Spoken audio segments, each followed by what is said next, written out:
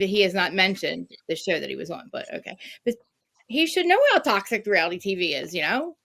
But all right, so now you guys can see it, right? See him. This is first or second one. Oh shit, sorry. Isn't even aware of some of the volatile working conditions that. Wait, did he do two? Was it one of two here? Oh, okay. Yeah, that's the first one. Okay. Patrick McDonald, and for the last 5 years, I've been producing reality shows for It Bravo. sounds great. Most recently, I was serving as the supervising producer on Real Housewives of Beverly Hills, Orange County, and Vanderpump Rules. That is until recently, when I was iced out and essentially blackballed by all my shows after I started creating adult content on subscription fan sites. Now, why would I start creating adult content? Well, I was extremely burnt out, overworked, and exhausted. From what? When did you start creating adult content? Just recently? Okay. By the top. Just clock that. Just recently you started doing it. Toxic work culture on a lot of the shows that I worked on. I produced 13 seasons of Bravo across 9 different shows. I'm acutely aware of the inner workings and the work culture across the board at the network. Most of these shows, you're working 12+ hour days, 6 days a week, 3 to 4 months at a time. You know, and then I would look at these people in my life who are content creators, and they're working far less than me, making a lot more money than me, doing whatever they want, whenever they want, living a life of freedom. By contrast, I started to look at how much of my life I was devoting to work, and it made me really start to question what I was doing with my life. Now, I'm not an idiot. I knew there was a chance when I started making adult content that it could jeopardize my work with Bravo. But on the other hand, it's 2025. There's real. You mean you started doing adult content after you started Bravo? Okay, I just want to make sure we all remember that. Housewives and other. Remember, he also says the word clubhouse in here, and he mentions Bravo reality stars with fan sites. So someone that's a face of the network can create a fan site. Certainly it shouldn't be a problem for someone who works behind the face of the network. Behind the scenes, right? We're seeing guests on Clubhouse. On Watch What Happened Live being Watch What Happens Live. Being corrected when they use the word hooker and told to say sex worker.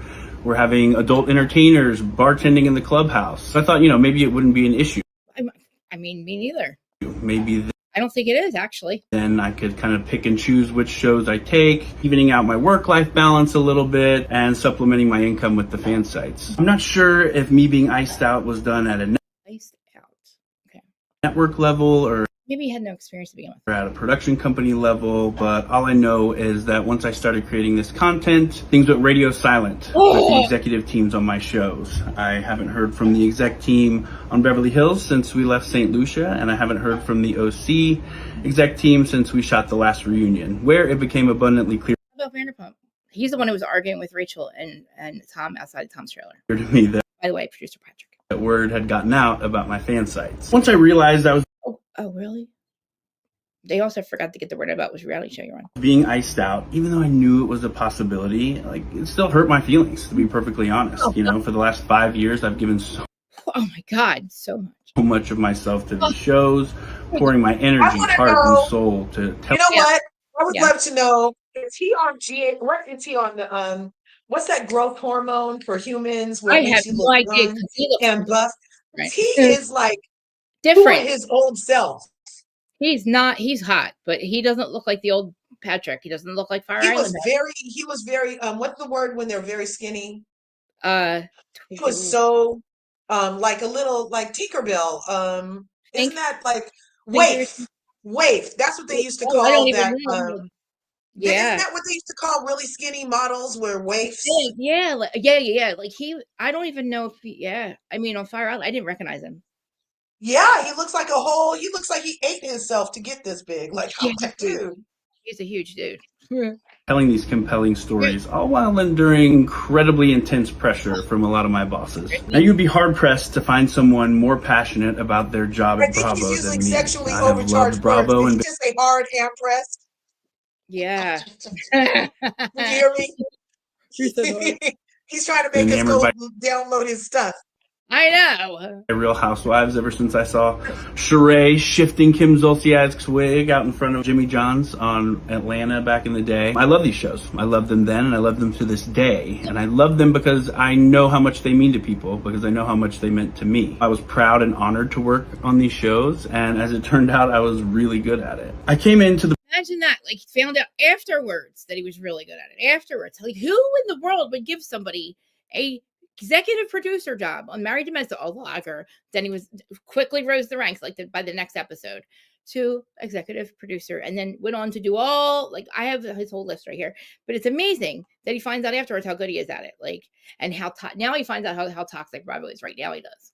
Not the Bravo world. Reality TV, how world in a bit of an unconventional way. Several years ago, I myself was on a reality show much like these shows called Fire Island, and I was on that show during one of the darkest periods of my life. I was battling a serious drug addiction at the time that I was keeping a secret during production. So I know what it's like to be on one of these shows while your life is crumbling around you and you're trying to just keep it together. It's a really unique position to be brings this up on purpose, okay? And one that's very hard to understand until you go through it yourself. Shortly after Fire Island wrapped, I was a homeless junkie, shooting up 3 to 4 times a day, and was sleeping under bridges, But then I went to rehab. I got clean, and I started to rebuild my life. I've been sober for about a year and a half, working 2 jobs, one at a grocery store, and imagine this break he gets. And one cutting down trees when I got my first offer to work on a Bravo. Did Brad Gray have anything to do with it?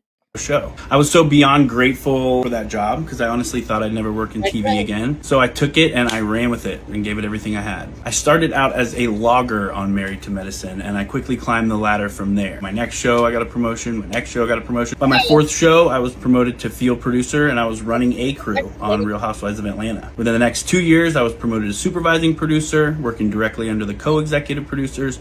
And for the first time in my life, I really knew I was great at something. And that was what happened then? Because they knew you were doing porn way before. It was consistently affirmed by my supervisors and the cast members that I produced. Most of the showrunners would tell me that I was one of the best field producers they'd ever worked with. Cast members who were notoriously challenging for producers in the past, requesting that I produce their scenes. I was in my element. I was killing it. I was really freaking proud of myself. For the first couple years, I think I was blinded to the toxic culture on a lot of these shows by my excitement to be there. But after a while, I started to step back and question the way these shows were being run. I could see how overworked and stressed out a lot of my colleagues were. And I would look at a lot of the gay men who were showrunners on this show and try to picture my life if I was in their position. And honestly, most of them seemed... Dana is not revealing the content creator person that gave her all this information. Unhappy. Oh, I didn't get to the Dana part yet, sorry. Lonely. And some of them quite miserable. Is this really what I want out of my life? Is this the Yeah, you do. Trajectory I want to continue down? So time went on, and my passion for the genre started to wane as a result by how poorly cast and crew were treated at times. And for someone who loves Housewives as much as I do, I was quite shocked by how disenchanted I became. I also developed a bit of a moral dilemma on a recent season when a cast member's sexuality was at the center of a storyline. I found the internal conversations about this person and what they were going through to be extremely insensitive, problematic, and quite frankly gross. A person's coming out journey, if they have one, is entirely their own. Full stop. Now let me be clear. I'm not talking about friends of this person who are also on the show who would naturally be inquisitive and ask questions about someone's life and who they're dating. I'm talking about the entity of a TV show digging into someone's sexuality in a way that's salacious and sensationalized. That's what the internal dialogue felt like to me. Producers encouraging other cast members to ask direct questions that would put this person's sexuality on the spot just felt really invasive to me and crossed the line that I wasn't really comfortable with. I would see people at the executive level who have worked with this cast member for years, seemingly very close, talk to this cast member in a seemingly compassionate way. And then when the cast member would walk away, they completely changed their tune and spoke of this person and what they were going through with such a lack of empathy and respect, even going so far as to using a gay slur, that it was truly shocking. I thought to myself, if this is how they treat this person, someone who has bled out for this show and this network in ways that most people will never know, if this is how they talk about them, they are never going to have my back. And it turns out I was right. The circumstances around that storyline were a major contributing factor to me realizing that it was time to make a change. I also want to quickly touch on Garcelle announcing her departure from the show because I've seen some wildly negative things said about her online. I could go on for days about what a pleasure Garcelle was. Like, now knowing what you're going to find out next, you're going to be like, you're going to figure out why he did all this and said all this. That's what he just said. So he's forgetting a lot of shit that he forgets that people don't know who he is. But if you really want to measure how much they've scrubbed the internet to get rid of this information. The character of a Real Housewife, ask the crew members who they like to shoot with the most.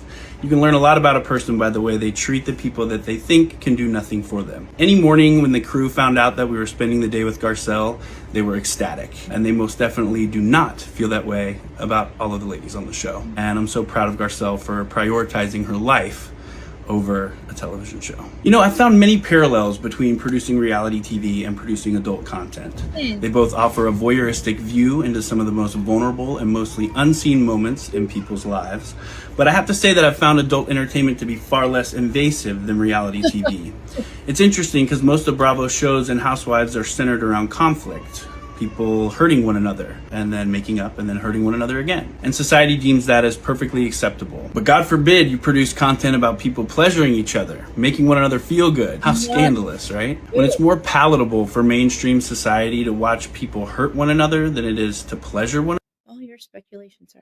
another, it's no wonder the world I do not consent. is in the state that it's in. For me, my life has become much more balanced, more fulfilling, and far less toxic since I started working in adult entertainment. For so much of my life, I made decisions based upon what other people will think. What will my family think? What will my coworkers think? What will society think?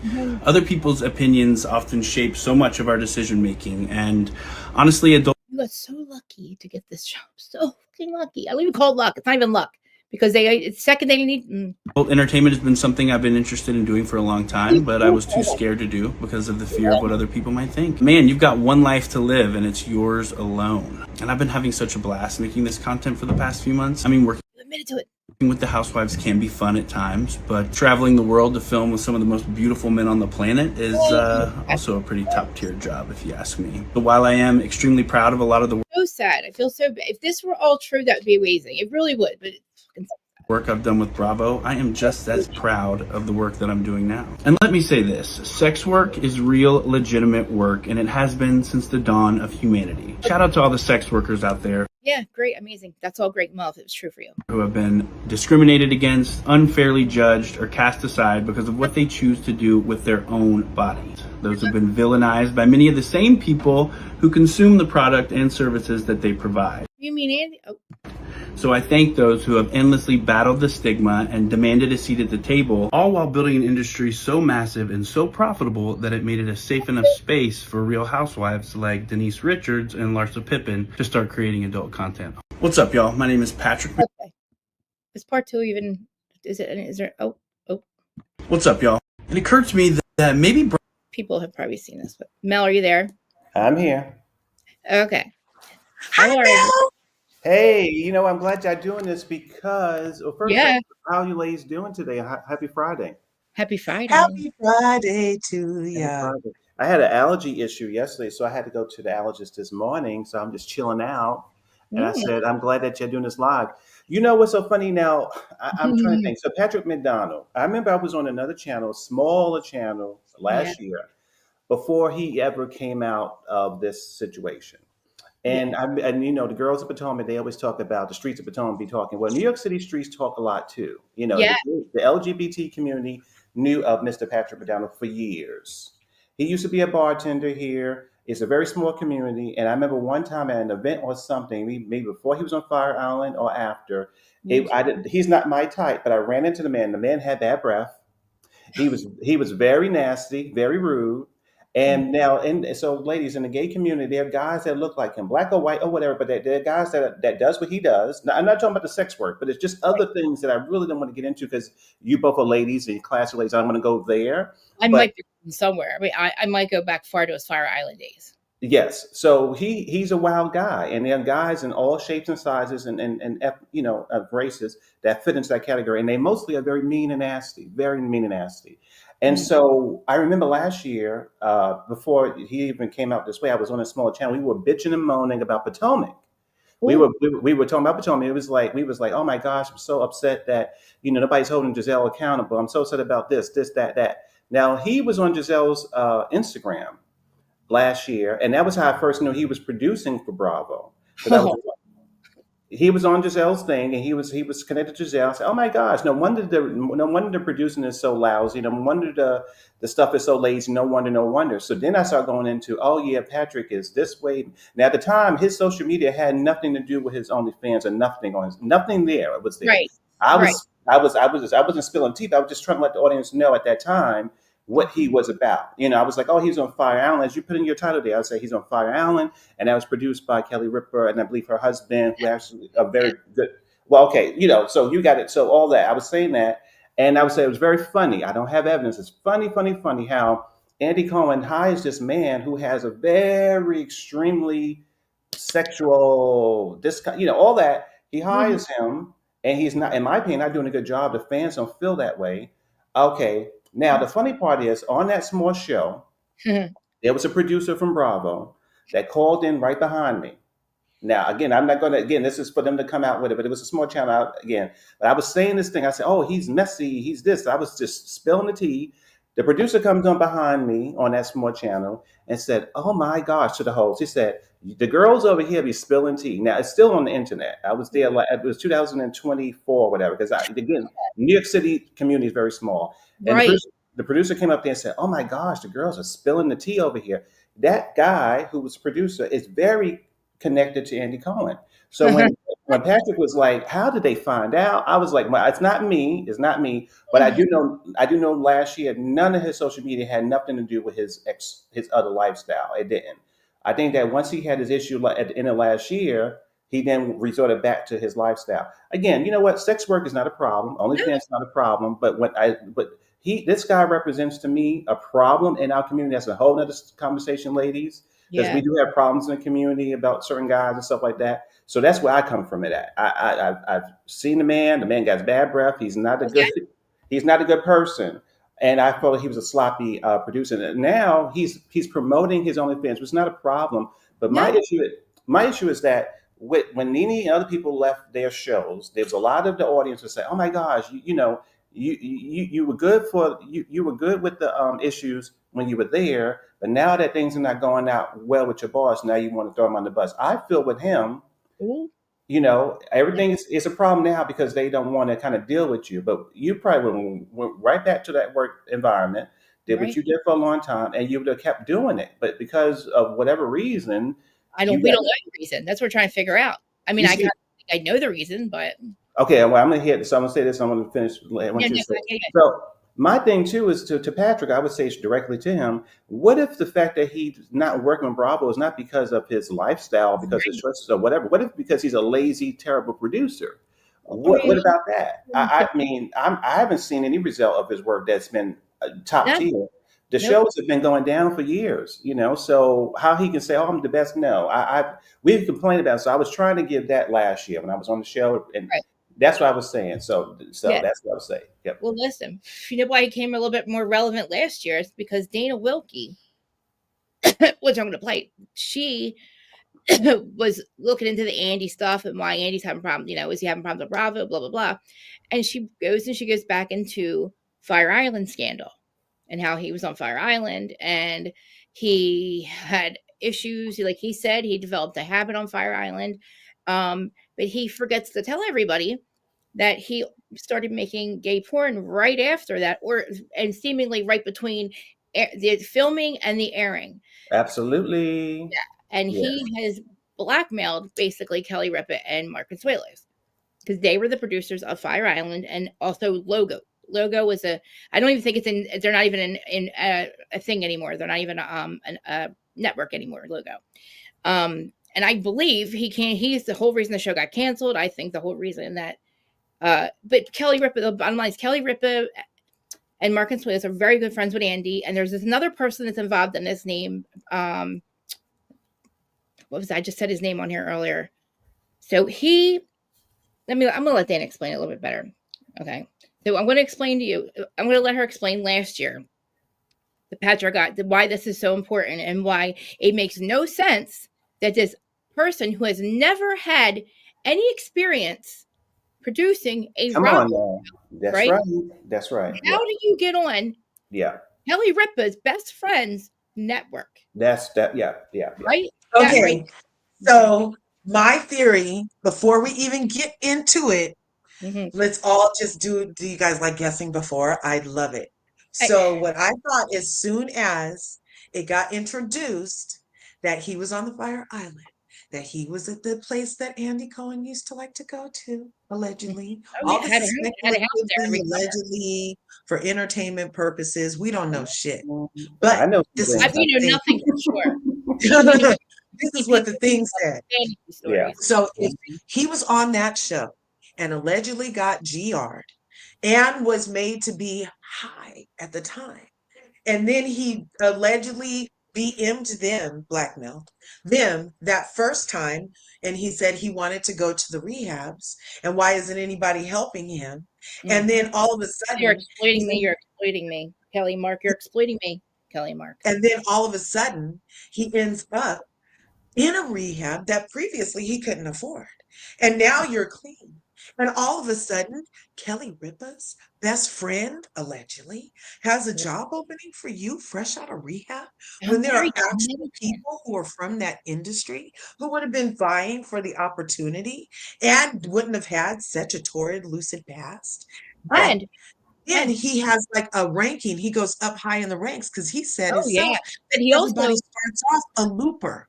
He also talked to toxic Kelly and Mark and Ripa. Reality is so toxic. You exploited me. You've exploited me. Blah, blah, blah, blah, blah. Fire Island, you exploited me. Blow the whole freaking show up. Took advantage of me. Because I'm so cute. I was so cute. And you guys took advantage of me. Yep. And you let the other people take advantage of me. Oh, on purpose. So he'd take his power back. He got so you know what, ladies? Yeah, I love this because y'all go deep. Y'all going deeper than even I'm even understanding. So so I was gonna say this too.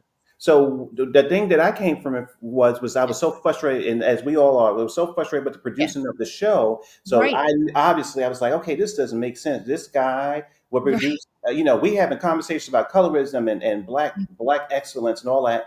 And it's nothing to do with him being white. It's just that again, from his past, he was messy. He wasn't smart enough to really handle those topics. So that was my frustration. So as Curves and as Chrissy is saying, I would have preferred somebody who had maybe went to Howard, maybe went to a really good, a really good school for producing, and really produce and do it very well. I don't believe he did. So that was what I was like. All the episodes, we're going to go over the episodes of every season that he did really produce as many as he said he did. Yeah. It's all the latest ones too, guys. It's just recent. And it's all the worst ones, as it turns out. It's like the most. This actually revolves this other producer that was and let me just let Dana explain this last year. It's really good. It's not very long, but it's really important. I have to play it for you guys on here. You know what? Let me play it on here. It'll be better on here.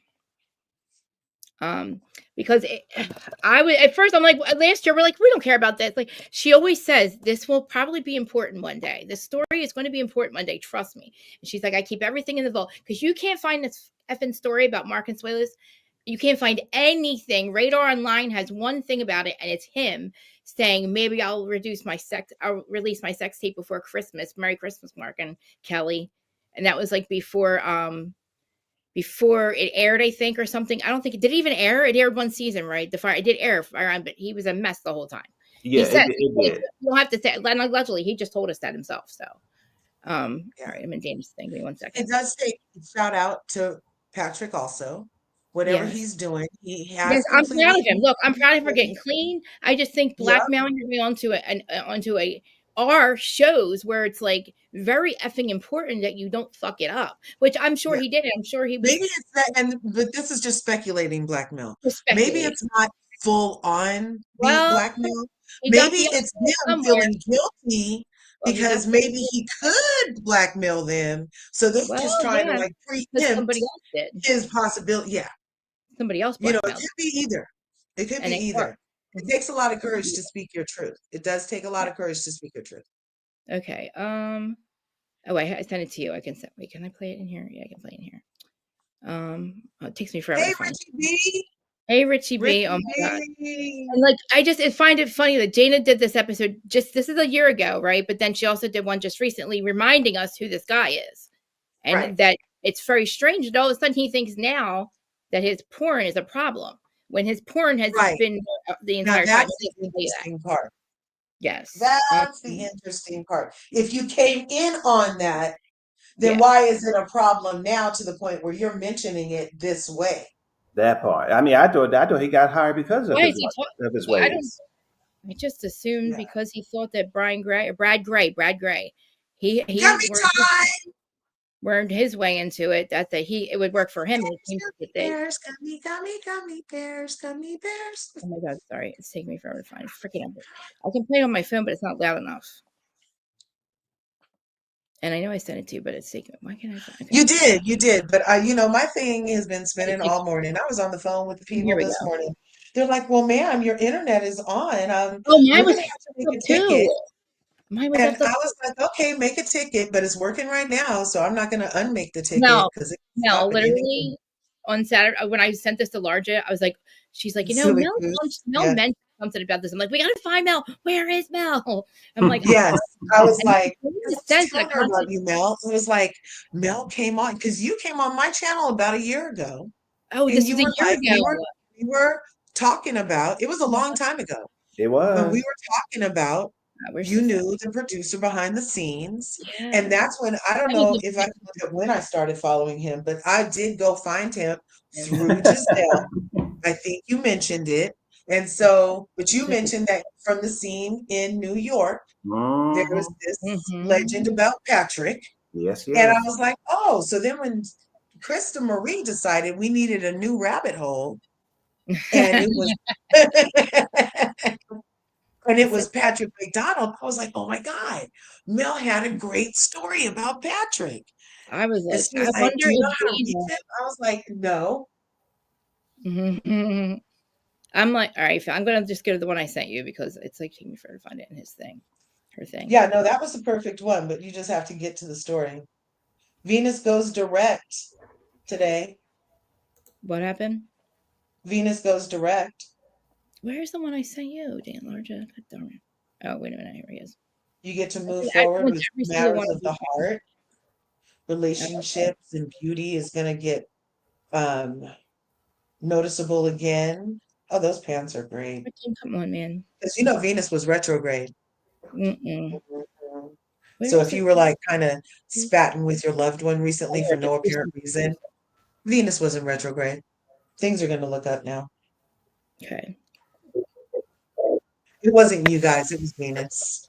Hold on. Did you hear it or no? No, you can't. No. No. What's good, Lady Virgo? Hey, you can hear it? Hold on. Can you hear it? No. You can hear it? The majority like. Oh, yes. Yeah, we can. Okay. Yeah, now we can. Okay, maybe right. She's not going to get me. I won't get in trouble for this. All right, here we'll start. Play you a clip of Patrick McDonald as he appears. Decision are Brandon, Cheyenne, and Justin. Now, here's what was written about. You're gonna be so excited, and it's not a well-known scandal, so you're gonna love it. And one of my gay friends told me this story because he had the insider scoop and he wanted to do a little whistleblowing. Now, you may remember this show. It was called Fire Island, and it was a reality show that aired in 2017, and it was made by a company called Logo. Now, when I was young, I used to go to Fire Island with some of my wealthy friends from Nightingale Bamford because they had summer homes there, and it was a very different environment. Kids from all over would come from New York, from affluent families, and they would dig these giant holes in the ground and put beer bongs in them. And we would all underage drink beer in these holes and hit on each other and flirt and kiss and whatnot.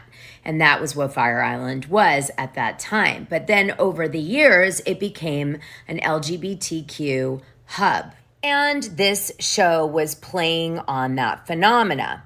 Here's what was written about the show. Located south of Long Island, Fire Island is a popular vacation destination for members of the LGBTQ community. This reality series, which takes its name from the location, showcases what life is like on the island for vacationers. The show follows some young professionals who live together in a beachfront house for the summer. While there, they search for the romance, temptation, and thrills that have made Fire Island a popular tourist destination for decades. Kassan, a dancer who has performed with the likes of Beyonce and Rihanna, is at the center of the house. He has invited some of his friends to Fire Island to help him decide whether to move from LA to New York to be with his boyfriend. The friends helping him make the decision are Brandon, Cheyenne, and Justin. Now, one of the key cast members that were left out of that description was a guy named Patrick McDonald. You can see him there with the little doggy.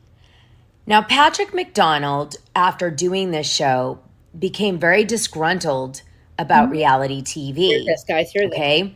Which is ironic, and we'll get to that in a minute. But before we do, let me play you a clip of Patrick McDonald as he appeared in the 2017 reality show Fire Island. What's up, y'all? I'm Patrick. I live here in Brooklyn, New York, but I'm originally from Georgia, and I'm stoked to go out to Fire Island for the summer. I definitely like to have a good time. I have been the last one to leave several parties in my life. You know, I'll do whatever it takes to get people to have a good time, and I don't take life too seriously, and, you know, I'm down. I'm down to, like, get extra. If there's one thing about me, like, I can definitely be extra. You're definitely gonna see some extra cheese, extra sauce, extra all of it out there on the island for sure. I don't see any big arguments coming unless someone's more extra than I am, and then all bets are off. My regular day for me usually starts off with a walk with my little dog, Bodie. Bodie man. He is a little Pom Yorkie, but he thinks he's like a German Shepherd or a Siberian Husky or something. I got him 3 years ago, and I honestly don't even remember what my life was like before Bodie. He loves the outdoors, he loves the beach, so I'm really excited to bring him out to the island this summer and, you know, frolic in the forest with me and all the beautiful men of Fire Island. He's also a pretty good wingman too, so I mean, it's good to travel with a cute dog. Bodie and I like to coordinate our outfits from time to time, so you know, if I'm turning a look, Bodie's like, I'll turn a look too. There's gonna be a lot of matching Speedos and harnesses for Bodie and I this summer for sure. I will actually be out there like the entire time. So I'll be out there for a few months. And it's cool. It's like, Fire Island's kind of like a small town. There's like, you get to know the people that live there pretty quickly. And I've spent a lot of time out there already. And it's cool. It's kind of a different perspective because people open their houses up and like, you know, have this really cool sense of community. People inspire me, just creative people, you know, and there's so much of that on Fire Island. It's just a really uninhibited place and a very free place. And I'm excited to kind of just go out there and give myself over to that experience. I'm not sure if I'm gonna come back to New York after the summer or if I'm gonna like go back to LA. So I'm definitely looking to figure that out this summer while I'm out there. And hopefully something will inspire my next move. Or unless I'll just be like the only person on Fire Island next winter, just being the... Maybe I'll just be the caretaker of Fire Island for the rest of my life. That would be great. I don't really know anyone except for Kassan. Kassan and I know each other through my ex-boyfriend, and other than that, I don't really know any of the other guys, so I'm excited to get out there and like make some new relationships and, you know, get into some trouble. Recently, I've gotten more into the nightlife world, bartending, you know, doing whatever I can really, just get by and have a good time. The South definitely has like, had quite an impact on me. And I like to, you know, represent that in my look. My style is what I like to call a white trash or trailer trash hot. You know, I just like to get creative and express myself, you know. I grew up the youngest of 4 boys in a Southern conservative family in Georgia. I'm really into like country music. I sing and write my own country music. My parents are like 2 of my best friends. They're such incredible people and have always been so supportive of me with everything I ever have done. Like hold me back, you know what I mean? They've always really pushed me to do whatever I want, and it's pretty cool that like my 60-year-old Republican dad from Georgia is like, oh, you look great. It's cool. It's cool. Now, you might recognize this crew. That's Kelly Ripa and Mark Consuelo, her husband. She now hosts Regis and Kathy Lee, the original Regis and Kathy Lee that became a million different versions of that show, with Kelly Ripa being in all of them until this last year. And in 2023, Mark joined as her co-host because they're married. And I guess they were like, why not? Since Kelly Ripa is the EP now. And it airs on ABC, and it's a morning talk show thing. And it's Kelly and Mark now. That's what they call it. Anyway, here they are.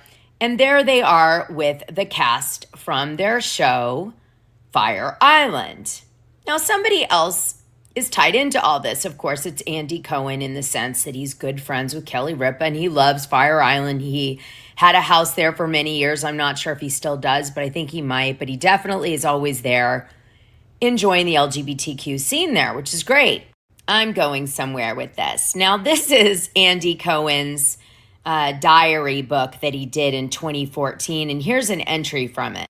Saturday, August 23rd, 2014, The Pines, Fire Island. This is like 3 years before that reality show is produced and aired, or maybe 2. Sarah Jessica Parker's. This is really important, trust me. You guys are going to think it's boring right now, but it all ties in to Andy and this thing. Arrival on the ferry was the closest thing I've seen to Dolly Levy returning to the Harmonia Gardens. Boys carrying her luggage, others handing her flyers, kisses blown, photos taken, for real. I thought a song and dance number was going to break out and the kids passing out flyers by the ferry were going to thrust her into the air. As the sun set over the ocean outside, Hickey made incredible steaks. She made some corn and a salad. I watched and refreshed drinks. Sarah Jessica Parker has a thing for grocery stores. She feels like when you travel, the local store tells you a lot about where you are. She was fascinated, a lot of visitors are, about how an island with no cars and no good restaurants functions, and what kind of grocery store must service such a place. So after dinner, we took a walk to town and went into the Pines pantry so she could investigate. She walked through the pantry with the wonder of a child visiting Disney World for the first time. Look at the beautiful butcher section. Here's the hardware, a crock pot. And the people working in the store reacted to her with the same wonder. So it was like the animal in the zoo watching the visitors. We wound up on the porch at Sip and Twirl, having a drink and listening to music. And when I say that, I should point out that we were right next to the speakers, which didn't stop this kid from coming over and telling Sarah Jessica that he would be honored to sing her a song. Every gracious, she acted as though it was purely natural when he sang the entirety of John Legend's All of Me in full American Idol audition mode while ABBA blasted from the speakers 5 feet away. I was in hysterics, I might add, and we became obsessed by the mechanics or lack of an incredibly drunk girl who seemed like she was going to topple over at any time. We ran into a ton of Broadway boys who either knew Sarah Jessica Hickey or me, so there was a lot of catching up, and one of them said a big theater critic for the New York Times was at the underwear party last night. At the underwear party. Wonder how the underwear party was. Anyway, and that really levels the playing field between critic and actor when everyone is in the undies, right? Important. So that's Andy Cohen, and these are pictures from the book. Here's Sarah Jessica again with more guy friends of Andy Cohen's in Fire Island. Now, at first glance, you're going to be like, Dana read that to me because it's about Fire Island and there's a theme here. But I'm also reading it to you for a different reason. Why is it that a New York critic would be leveled out in his underwear at a party? Is it possible that you could use that against him if it came up? That you could level the playing field because not only is he in his underwear, but now you've got that on him? There's a few ways you could look at that statement that Andy made. It could be like, oh, ha, he's in his underwear and that's just makes him so vulnerable. Or it could be blackmail, just saying. Blackmail was his point. And he kind of is so funny, but that's going to play a role in the future of this video. Here's another picture of Andy Cohen in Fire Island. These were Real Housewives of New York fans, and he agreed to take a picture with them. I guess they were at the gym or something. So Logo was a failed TV network that was supposed to target the gay community. It was started in 2005, and it died pretty close to after the 2017 Fire Island show. debacle. They ended up giving their content to other streaming platforms to show, but it was an MTV-related network, and it was owned by Paramount, but it didn't really work for some reason or another. And so this was the output that the show Fire Island was supposed to be on. So you see this part of the wiki, it says the channel launched June 30th, 2005 as the first advertiser-supported commercial television channel in the U.S. geared toward the gay community. It was founded by former MTV executive Matt Farber. Its first president, Brian Graydon, was named by Out as the 15th most powerful gay person in America in 2007. Well, this is going to become very important in a minute. So just remember that name, Graydon. So let's go back to Patrick. Patrick is on Fire Island. He develops a crystal meth problem, allegedly, and is using a lot. And he's kind of off his rocker, and it's why he's so thin on the show. And he gets off the show, and he starts to drag Kelly Ripa. Dana, this was a year ago. So Dana, at this time, he had not admitted, like he just did this recent year just now, about his crystal meth. So this was alleged, but she had known this information from someone.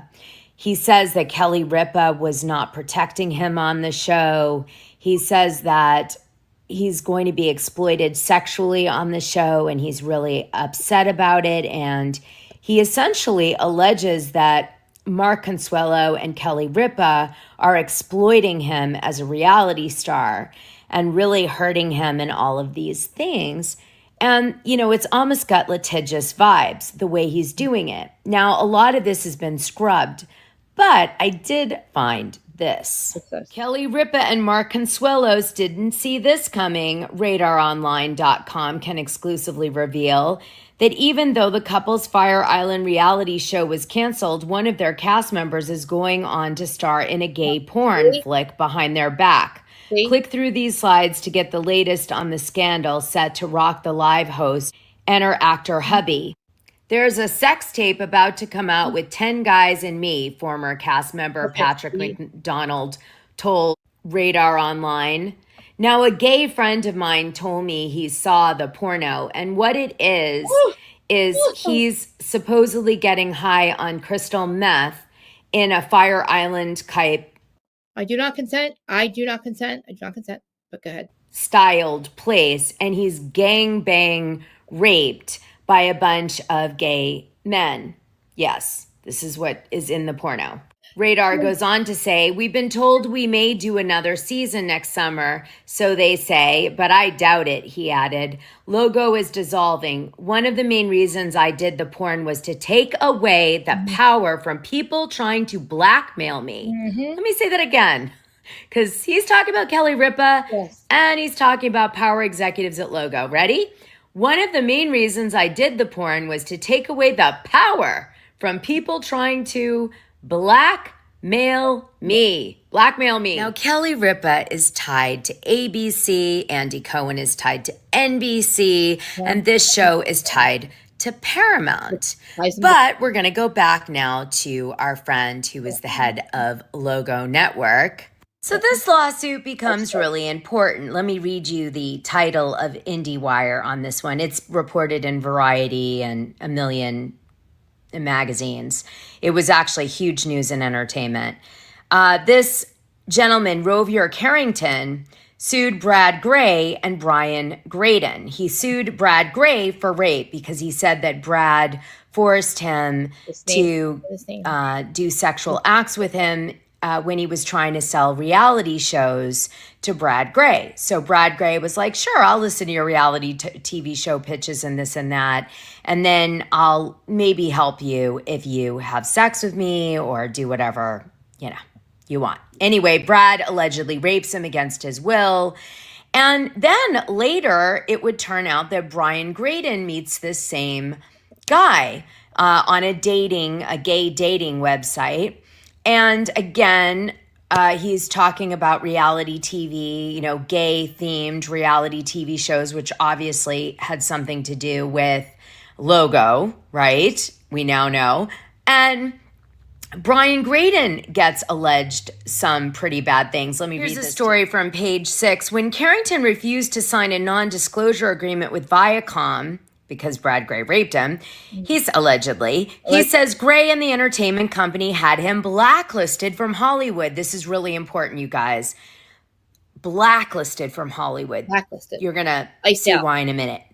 By 2014, Carrington claims he'd finally clawed his way back into the industry and secured interest from HBO for a dark comedy series when Graydon reached out.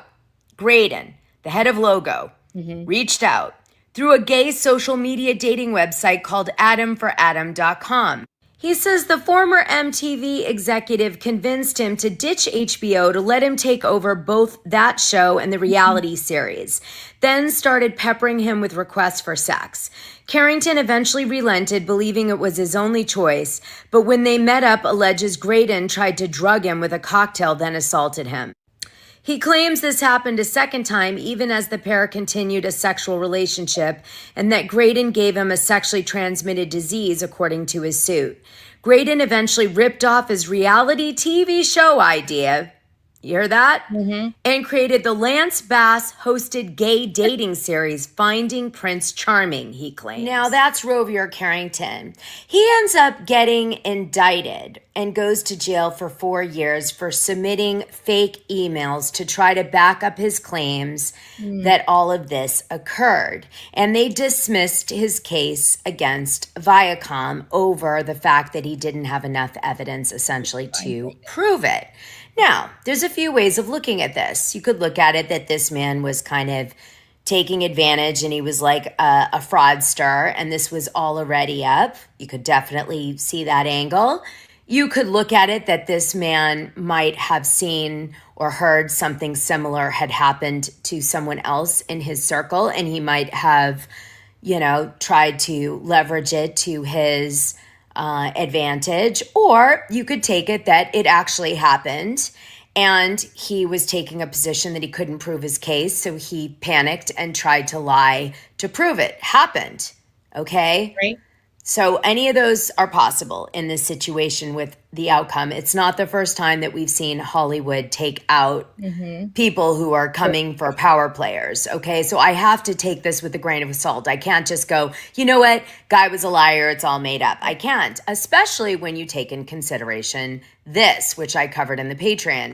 If you don't know the story of Bryan Singer, you've got to look it up in the Patreon and learn about the Hollywood Rape Club. Well, and I'm not talking about NT's one, I'm talking about the real one. As you can see, the shady Hollywood producer enabling accused sexual predator Bryan Singer. Well, Bryan Singer allegedly took advantage, or there's a lot of evidence to say that he took advantage of his movie-making skills as a director and used it as a casting couch to force young men, some underage, to have sex with him in return for breaks in Hollywood or money or worse. And some didn't survive the whole ordeal, but I don't want to get into that for this video. But let's just say it happens, okay? So I'm going to keep an open mind on that guy that was indicted, just in case. Now, why did I go down that whole rabbit hole? You're going to be like, Dana, why? Well, I took you down that rabbit hole because Patrick McDonald suddenly, after all of this complaining about how Kelly Ripa and Logo Network and Graydon took advantage of him on this show, Fire Island, and exploited his drug addiction and was going to make porn and blackmail him and all this stuff, ends up going back to Georgia, Atlanta, Georgia, somehow having the money to get sober with like a rehab, and then ends up a producer on reality TV shows. But not just any reality TV shows. Vanderpump Rules, Season 11, Senior field producer, The Real Housewives of Potomac, season 8. Senior field producer, The Real Housewives of Beverly Hills, season 13. Senior field producer, The Real Housewives of Atlanta, season 15. Field producer, Vanderpump Rules, season 10. Field producer, The Real Housewives of Potomac, season 7. In the previous slide, I showed you Real Housewives of Atlanta, another season, Winter House he works on. Okay, then he's also a field producer for The Real Housewives of Atlanta, season 14, segment producer for Candy and the Gang, season 1, segment producer for Portia's Family Matters, season 1. Are you seeing some themes in the seasons this guy is involved with in terms of what we're seeing on the screen? Assistant production coordinator, HSC testing, day shift, Married to the Medicine, which seems to be like his big break as an associate producer, season 8. He also works on DJ Pauly D and Vinny, season 1 set dresser. It's just really unusual because this guy, when I tell you, had zero career in production before he ends up on Fire Island. And somehow, in literally, I want to say a year and a half after he gets sober in Atlanta, Georgia, he somehow ends up being a disgruntled reality star on Fire Island to being rapid fire escalated as a reality star producer in some of the most controversial seasons of reality TV at Bravo in like 2 seconds flat. Like literally has no background and suddenly is thrusted in being the associate producer of Married to Medicine season 8. How does that happen in 2020? Think about it. He is doing porn in 2018. He's yelling from the rooftops how awful Kelly Ripa is and Logo and all this stuff with this power guy, Graydon. And like 1 year later almost, he's doing high-level production work at Bravo. And Kelly Ripa, who he's threatening publicly, is Andy Cohen's best friend? How does that work? Something is not adding up. Now, we've heard rumors about this before. Remember, supposedly Tom Girardi was owed a lot of money from NBC in a settlement because of a bunch of court cases he was taking against NBC that he won on behalf of other clients. And allegedly, he negotiated Erica Jane Girardi a casting on Real Housewives of Beverly Hills in lieu of his fees. Now, we don't know if it went further than that, as meaning NBC pressured Bravo to put Erica Jane Girardi on the show as a housewife and essentially stay very dedicated to her throughout the years to make nice with these fees that Tom Girardi forgave, which were supposedly in the millions of dollars. That's the rumor. You know, it could be all fabricated, but I don't know. I'm starting to think I see a possibility of a pattern. You got something on me, it's good enough that I might give you an opportunity that I wouldn't otherwise give you as a big network. And obviously, Bravo knows Patrick McDonald's past because Andy Cohen's good friends with Kelly Ripa, and Kelly Ripa is deathly afraid of Patrick McDonald from like all the problems he caused her back in the day in the press regarding Fire Island. So Andy knows definitely about this. Now, in case you're wondering, is this the same Patrick? Because he looks so different, and he definitely made an effort to disconnect his IMDb from Fire Island. Here's some proof for you. This former Fire Island star transformed into a super buff producer on Vanderpump Rules. This was June 1st, 2023, where someone picked up on the fact that it's the same Patrick. But what they didn't know was all the scandal I'm telling you in this video. Because yes, this is the same Patrick McDonald who was in the Vanderpump Rules reunion with Tom Sandoval and Rachel Leviss trying to calm Tom down and saying, I cannot leave you alone. You know I have to shoot you every minute. And Tom's asking for a moment and he's saying no. And Rachel's there upset. Now I'm going to let your imagination run wild with what the implications are that Tom Sandoval is produced by this man. who was in a porn, who was trying to take down Kelly Ripa and said he was blackmailed, and then ended up with a cush producer job in the Bravo series. And Kelly and Andy are best friends. And never mind the involvement of the other most powerful gay guy in Hollywood, Graydon. But I'm going to let you run wild on that one because I could go and go and go. But what I want to do now is play you a clip that Bravo put on their website with Patrick talking to Tom Sandoval. Tom Sandoval's interviewing him, just so you can really see how integrated this man was in Tom Sandoval's life regarding Vanderpump Rules. Obviously, I'm going to say, well, I'll tell you what I'm going to say at the end. And tell us a little bit about yourself. My name is Patrick McDonald. I'm the supervising producer on Vanderpump Rules. Have you ever skipped Legs Day, and what are your opinions on skipping Legs Day? Never, ever skip Legs Day. I like to do something with legs every day. I do like 100 squats, you know? 100 squats? Yeah. Damn, that's impressive. How do you handle conflicts between you and castmates? I don't know, Tom. How do I?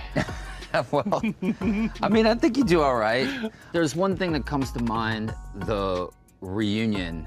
Cameras are up if anyone's together, like, the whole time. Dude, you know? no, man. Like, no. You can have I'm taking my mic off. All of them, as they're eating lunch, they're filming that. You know what I mean? No, man. I want to talk to her, like, not about, I don't want a camera on my goddamn.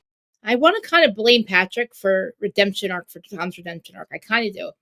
I want to blame Patrick for all the failing seasons that I think he purposely fucked them up. Face. Stop filming. He has no fucking experience at all. I have to remind myself that 99.9% of the time, it's not about me. No. You know? And so I don't take it personally. With being a producer, you try to be as fair as possible. I knew that we were covering the rest of the cast while we were eating lunch. And since this was the first time we were seeing y'all since all of this happened, it was important to cover that. You know, it happens, things get heated, but, you know, we move on. We're in a much better place now, I think, wouldn't you say? Yeah. Yeah, pretty much. How long have you been in reality? I think it was like 7 or 8 years ago. This opportunity kind of just like presented itself to me to be on an ensemble reality show. It was actually kind of like the gay version of Summer House. And that was my first foray into reality, you know, just kind of seeing how it all works, and just gave me a whole newfound understanding for how these shows are made. Building relationships with my producers on that show, I would watch them and how they interact with the cast and stuff, and I was like, what a cool job. Such an interesting way to like tell fascinating stories and get to know people. After that show ended, you decided you wanted to produce? Yeah. So what are some specific things that you learned being on a reality show like Fire Island? I think one of my Fell out of the sky. Just fell out of the sky, that opportunity. He just decided, right, yeah, I want to produce. Hey, let me produce. biggest strengths as a producer is I'm coming into it with a level of empathy and understanding that most producers don't have. Usually, the thing that you don't want to talk about the most is the thing that people are going to want to hear about the most, but also the thing that people are going to relate to the most. And I learned that by doing it. So when I approach a cast member now, I have that experience to draw upon, and I'm like, I know you don't want to talk about this, and like, I know this is really hard, but I think you really should. And usually 9 times out of 10, they feel better about it afterwards. Would it be a fair assessment to say that pretty much a lot of our job description is having the one conversation that you don't want to have with the one person you don't want to have it with? 100%. Yeah, right? You know. After like 3 drinks. Yeah, absolutely. Okay. Yeah, so basically if you're going to an event and there's somebody that you don't want to talk to, you can pretty much guarantee you're talking to that person. You're talking to that person that night, you know? I think that's pretty much it. Do you have anything else you'd like to add? Well, I mean, I guess this means you finally get your producer credit now? I do finally get my producer credit, everybody. Yes. All right. All right. Well, let's go shoot another scene. Let's do it.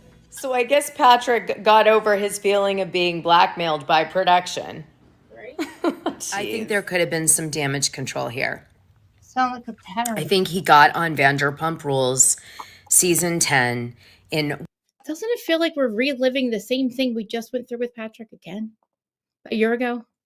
One of the most watched reunions ever on that series. And suddenly everybody's wondering what producer he is. And Bravo knows that if people do a deep dive, they're going to uncover what I uncover, and it's not going to add up. So they decide to give people what they think they're going to want, which is more information on the producer, but not all the information on the producer, just enough that you're like, oh, wow, that's great. And then you like look away because that's what Bravo wants. They don't want you to dig deep. So they stop at, he was on Fire Island and let's move on. We'll give you this so then you don't go deeper. Well, thing is, if you go deeper, it doesn't make a lot of sense as to why he's a producer on the show, whether, he got sober or not. Not after the threats he made to Kelly Ripa and the porn and all this stuff. It's weird. I bet Garagos would have sued production had they known this, because right now the liability sits with Tom Sandoval and Ariana Maddox. But what if this producer, who obviously has a very unusual background, was kind of coaxing Tom into some of the more scandalous shit that went down with Rachel Leviss? Just saying.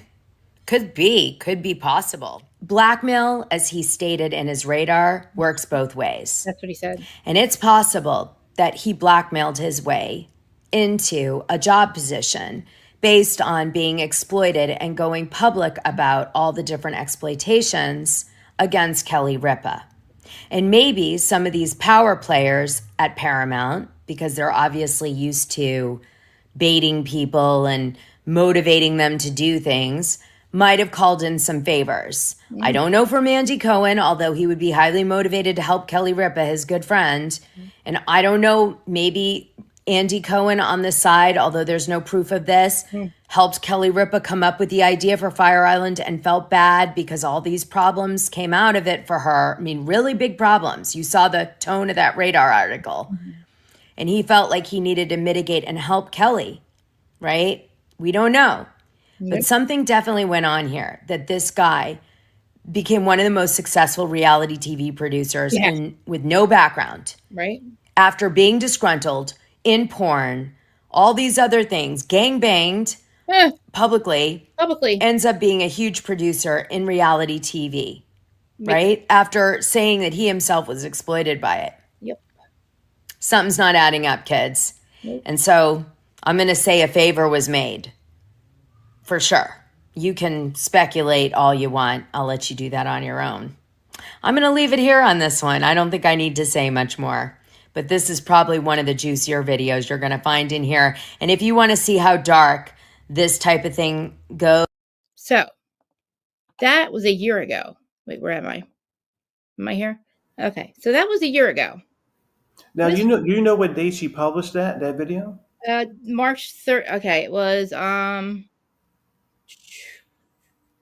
hold on, actually. I have to go back into this one. It was I think it was March 2024.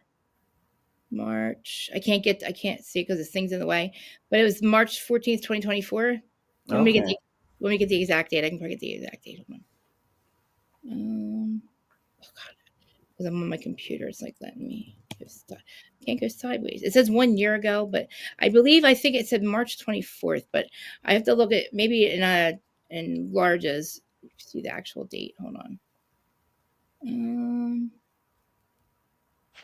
What date was what now?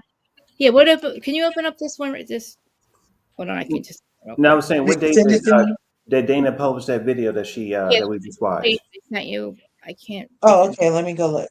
Here I go. When I get in it, I get blocked from the date part because the way my screen's. But Mary, your little husky puppy with this, is that a miniature husky or a husky puppy with this cat? No, I definitely want your opinion. That cat is so cute. Oh my gosh. I don't know what cat we're looking at. They love each other. I have no idea what you're looking at. I think it was March 14th or something, Mel. Okay, let me see. Go up here. My opinion is on before, but she wants to find it out first. Well, I was going to say while she's looking, I was going to say, you know what? Again, when I heard from that video, she did a lot of research because a lot of the stuff that she Yes. said, with Yeah. Is she it made true? those connections. Again, it's all alleged.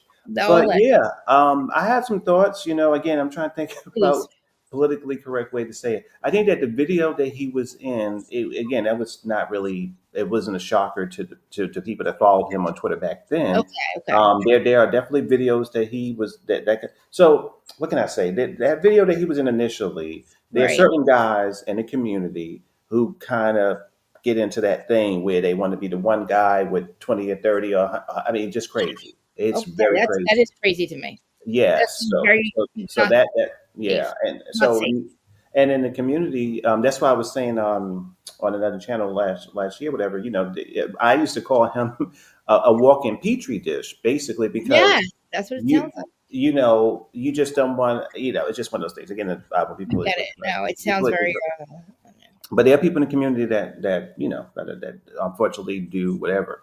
Um, but yeah, that was a big thing for me when I was watching Potomac again. Just as all of us as Bravo viewers, we sit around for years like, damn, why the quality of the shows have gone down? I don't Right. think I think for me, a sex worker or a person Mhm. who's very wild and doing things that I'm confused by, I think they can produce a really good show. But I think that if you show in that video, if there are things there that makes it that you've been hired for a position that you're not qualified for, Yes. then Right. that becomes the issue. Oh, And that was and before I even knew of a Dana video or any of that stuff, I just again based on hearing things and seeing things, being in New York City, you did have a question. When he first popped up, I was like, wow, how mhm. did he get over there to be in charge of these really really important conversations? Then Yes. you kind of know that he was on the show that was produced by some of Andy Cohen's friends, and then somehow he popped up there. I didn't know about the complication of him,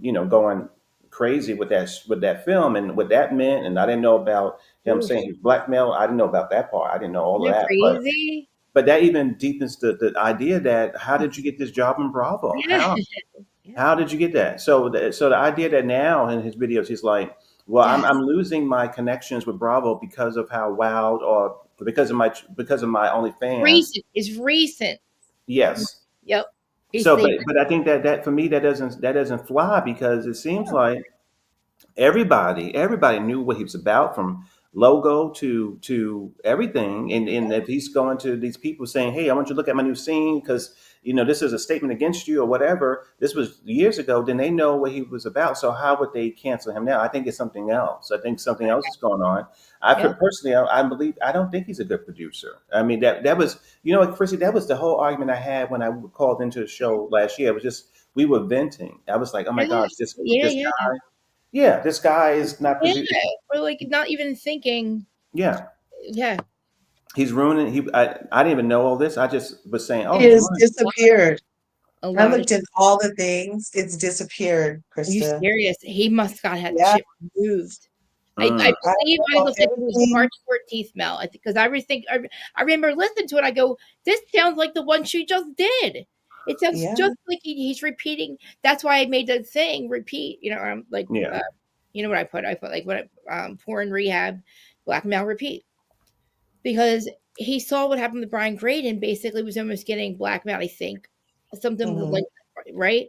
So there's the idea right there that it works because Tom Girardi allegedly got Eric on the show because they owed NBC money or NBC owed them money, right? Hmm. But again, the biggest thing here is he has no. He was disgruntled with Kelly Ripa. He basically had the show canceled. I believe, and I was watching some parts of the episodes because I could get a little bit on YouTube. You can see on Logo's thing a couple of the episodes, and I was Yeah. watching ones with him.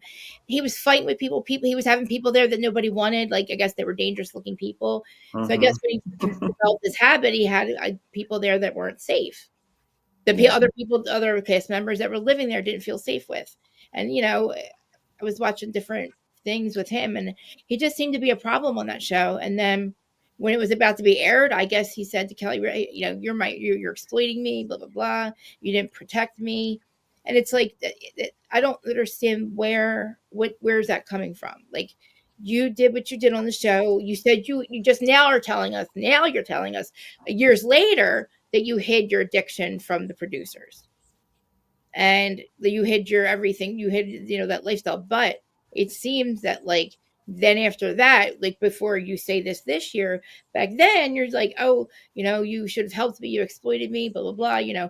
I'm going to take my power back and I'm going to do a porn and get gang raped and make it look like Fire Island. Like, whoa, dude, what? What do you mean? And then why would they be afraid of that? That's on you, bro. Let's look you on, bro. You know what I mean? That's on you, bro. You want to fucking do it? Go ahead, not going to fucking ruin our game. It's going to probably make people watch the show even more. I don't know.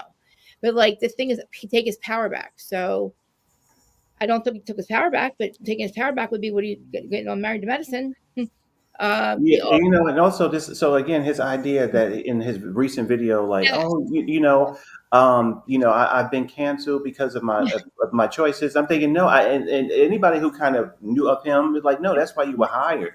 We were Right. totally Thank you, confused Thank by you. how you got there. So the fact that you Yes. say that that's the way you're leaving, that makes no sense. I believe that. In my opinion, he's a Exactly. bad producer.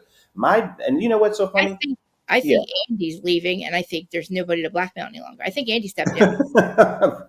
So why keep the motherfucker? He sucks, right? In my opinion, he does. And That's that can be their opinion too, And I think that you see, Patrick is no. Listen, I'm not trying to be politically correct. Patrick is common.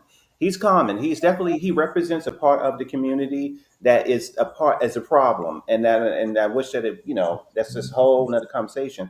But my Yeah, thing with Bravo is yeah. I'm frustrated with them again because how many me, Curves, and you, and so many people, we've come to the internet for years, and we Yep. were totally bewildered by how is the quality of our shows that we love going down so We're much. like, what is What's happening? going down? So now, one thing I will give this story is that it cracks the door open to Yes. realize exactly how people are hired, what kind of people they are. Yep. I don't feel, again, nothing to do with his race. And based on his history and just all his stuff, I Right. personally would not put a conversation about colorism in Potomac in his hands. I wouldn't put it in his hands. You're barely a year clean. Yes, I wouldn't put it in his hands. I will put it into somebody else. And I think that Bravo, they should hire really qualified people who've been studying producing and stuff in colleges for years. Right. And we shouldn't be getting them from, allegedly from parties and who knows where else. I So mean, like, why did they hire him? What qualifications did he have? But yeah. forget all the drugs and all. You know what? What are the qualifications to be a producer is what I've always wondered Oh, yeah. when I hear of the word producing and even watching that Oh, scripted series called Unreal. And it yeah. was about producing like a bachelor type show and Yeah. everything they went through behind the scenes. It even had like some of this story in it with, Yeah. drug abuse and, Right. fetishes and excessive sex Yeah. behind the scenes to get further in their field and all kind of stuff. So I if mean, he is in charge of these seasons oh, that, yes. I I mean, looked in my up it. memorization, I'm like, when they said those seasons, I'm like, isn't Yeah. that the season that, so Yeah. I is can look. that the season that like the thing with Candace and Giselle went way left? Was that season? I And don't know. did he help Yes. that Yes. happen? Yes. Because it was season. I'm gonna get to. Yeah. Let me get to the. Yeah.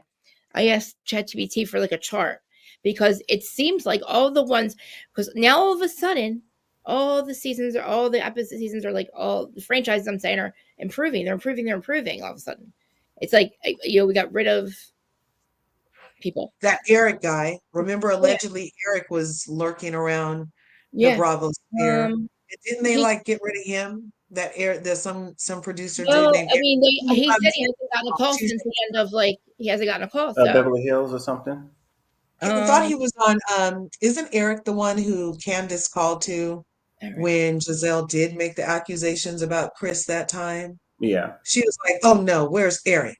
Or something like that. Didn't she say? maybe I don't know I think so. Let me see. I'm trying to get to the ones I have made it. Like I said, ChatGPT, give me an easy list I could just look at because there's so many. It's 15 different seasons, and they're all the ones that were with not this last year, but the year before that. So okay, hitting rock bottom. Patrick's life imploded. By his own account, shortly after Fire Island wrapped, I was a homeless junkie shooting up. Is he the producer that Monica Garcia told she was reality Von Teese? Is he from that season of No, Real Housewives of Salt Lake City? No, I don't think he did that one. So he says, first break, it says 2019. He's thrown into the interstate, like he says, a year and a half sobriety. He got offered to work on Married to Medicine as a logger, right? First Married to Medicine as a logger. Now that was on, what season? I need to know what season that was. It was 2019 in Married to Medicine.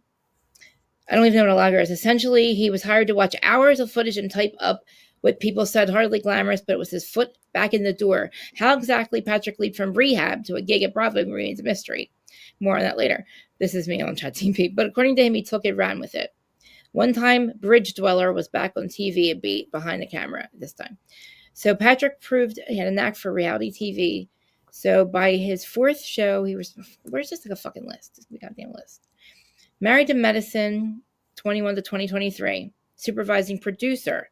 He leveled up within 1 year on 2020 to Married to Medicine to, supervising producer.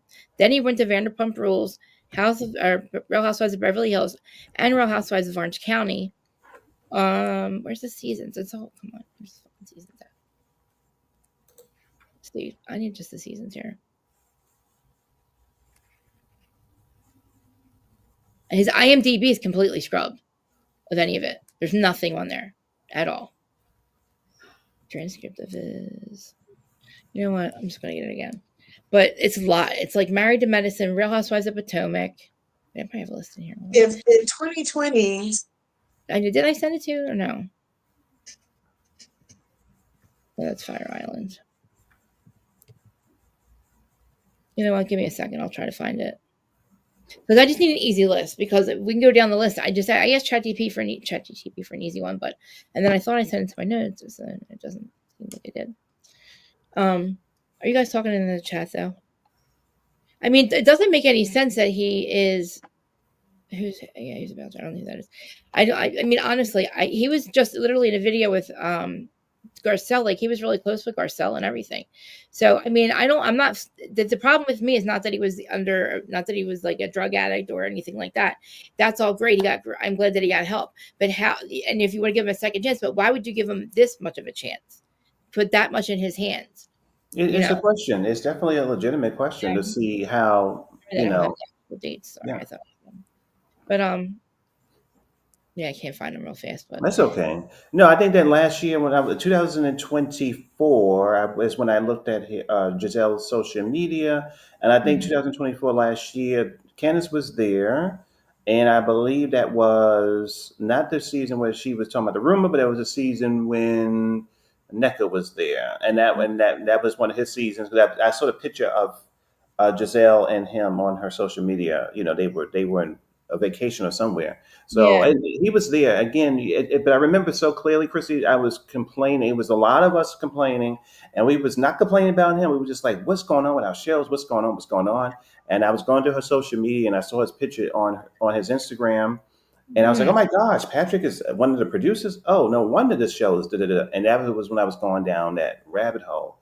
But the thing that I was saying too is that he seemed to really enjoy Giselle because Giselle and him was, so connected. And so again, that was just when I was like, oh, no wonder she's been protected. Again, this is all hearsay, but that was just what we were talking about. Now to hear that he maybe was not qualified to get in this position. No, not at all. And then maybe when people are now saying, oh, well, wasn't the shows better about 7 years ago? Well, maybe there's a reason certain shows were better when they had better producers, people who knew how to do it. So I think that my biggest thesis or biggest statement to Bravo is now that this kind of door has been opened, please go back to the table, check your other producers, check the other female or guy or whatever producers to see, have you got them there as a favor? Have you put these people in position that are ruining our shows?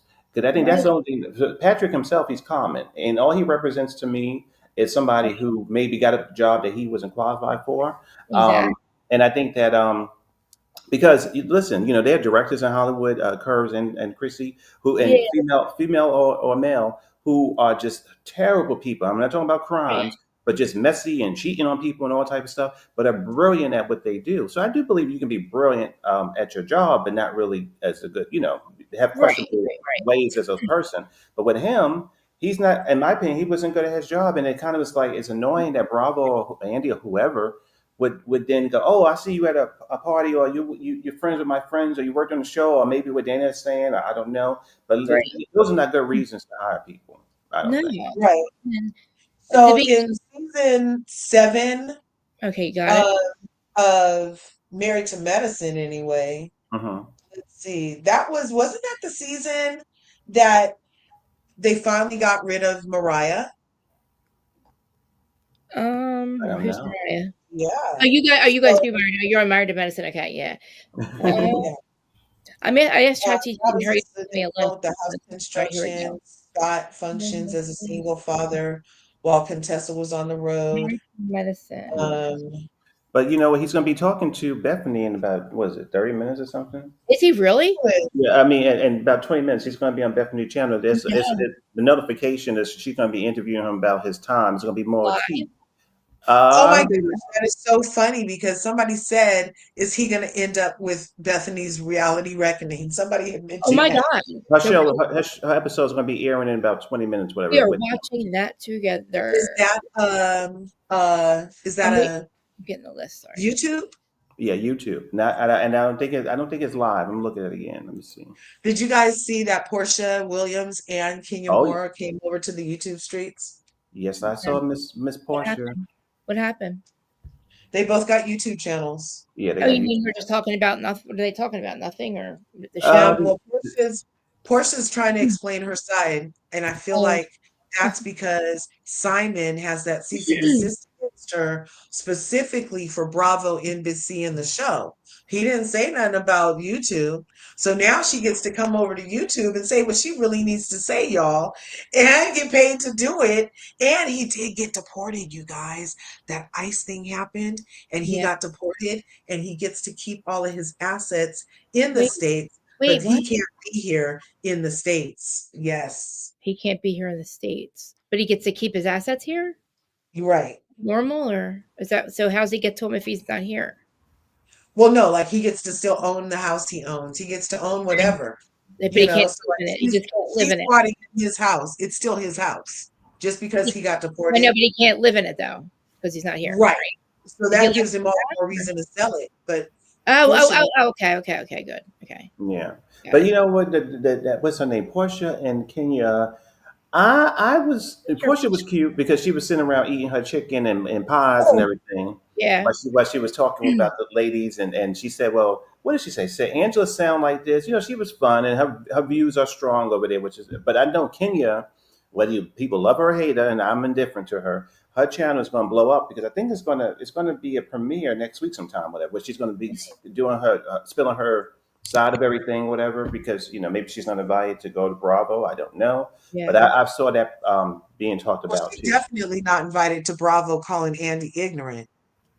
Well, I mean, was she wrong? I don't know. I'm joking. I don't know. I don't know. I don't know. I feel like Andy just had to, I don't know if I heard he stepped down. I can't remember exactly what it was. He's still going to have Watch What Happens Live, but I feel like now, you know, why even give this person the opportunity if, you know, he took it. He said he was probably successful somewhat, but like, I don't know if he was, but definitely wasn't qualified. That's the problem. And it doesn't make sense, you know? Yeah. Like, I mean, I find it exciting because I find it exciting because I literally was just, this was not my idea. I was just sitting around just complaining about production and blaming Mr. Patrick because again, this community is very small here and you bump into people and, you know, you have experiences, whatever, people are rude, whatever. And so I'm just sort of, and maybe it was my intuition, maybe it was psychic. I was just grabbing things out of the universe because I didn't know all of what Dana researched. I didn't know that. Yeah. Right. But I just was like, I was so mad with Bravo. Like, ladies, I'm so mad with Bravo. That's what she was. The person was that told Dana. That's what Dana said. They were just tired of what was happening. Yeah, I mean, I'm so mad with Bravo. It's like that's the safest thing to say. Like I guess I say Patrick is common. He's a common. He's a dime a dozen in our community. In black or white, he is. He definitely is. And let me tell you this too, ladies. Those are the guys that my friends and my family tell you to stay away from, because Yeah. of just because of, they just anyway, just stay away from these kind of people. So to see them come on the shows, or Mm, Bravo to hire people who are not qualified because mm, of personal, supposedly allegedly personal connections, mm. or Just obligations and stuff, that's wrong, and that messes up our shows. It does. So it's very I don't know what he's going to talk about to Bethany in what 10 minutes. I did look at her I'm channel. dying. He's I going to be feel like talking. he's gonna. Maybe. I wonder. I don't know if he knows this stuff. He had to have known it came back up last year with Dana. I don't know.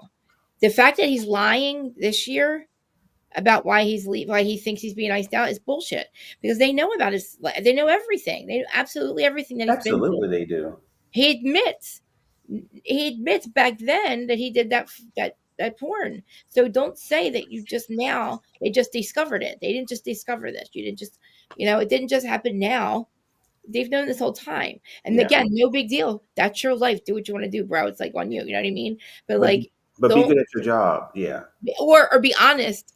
And how did you get here? You know what I mean? What right. How'd this opportunity just fall into your lap?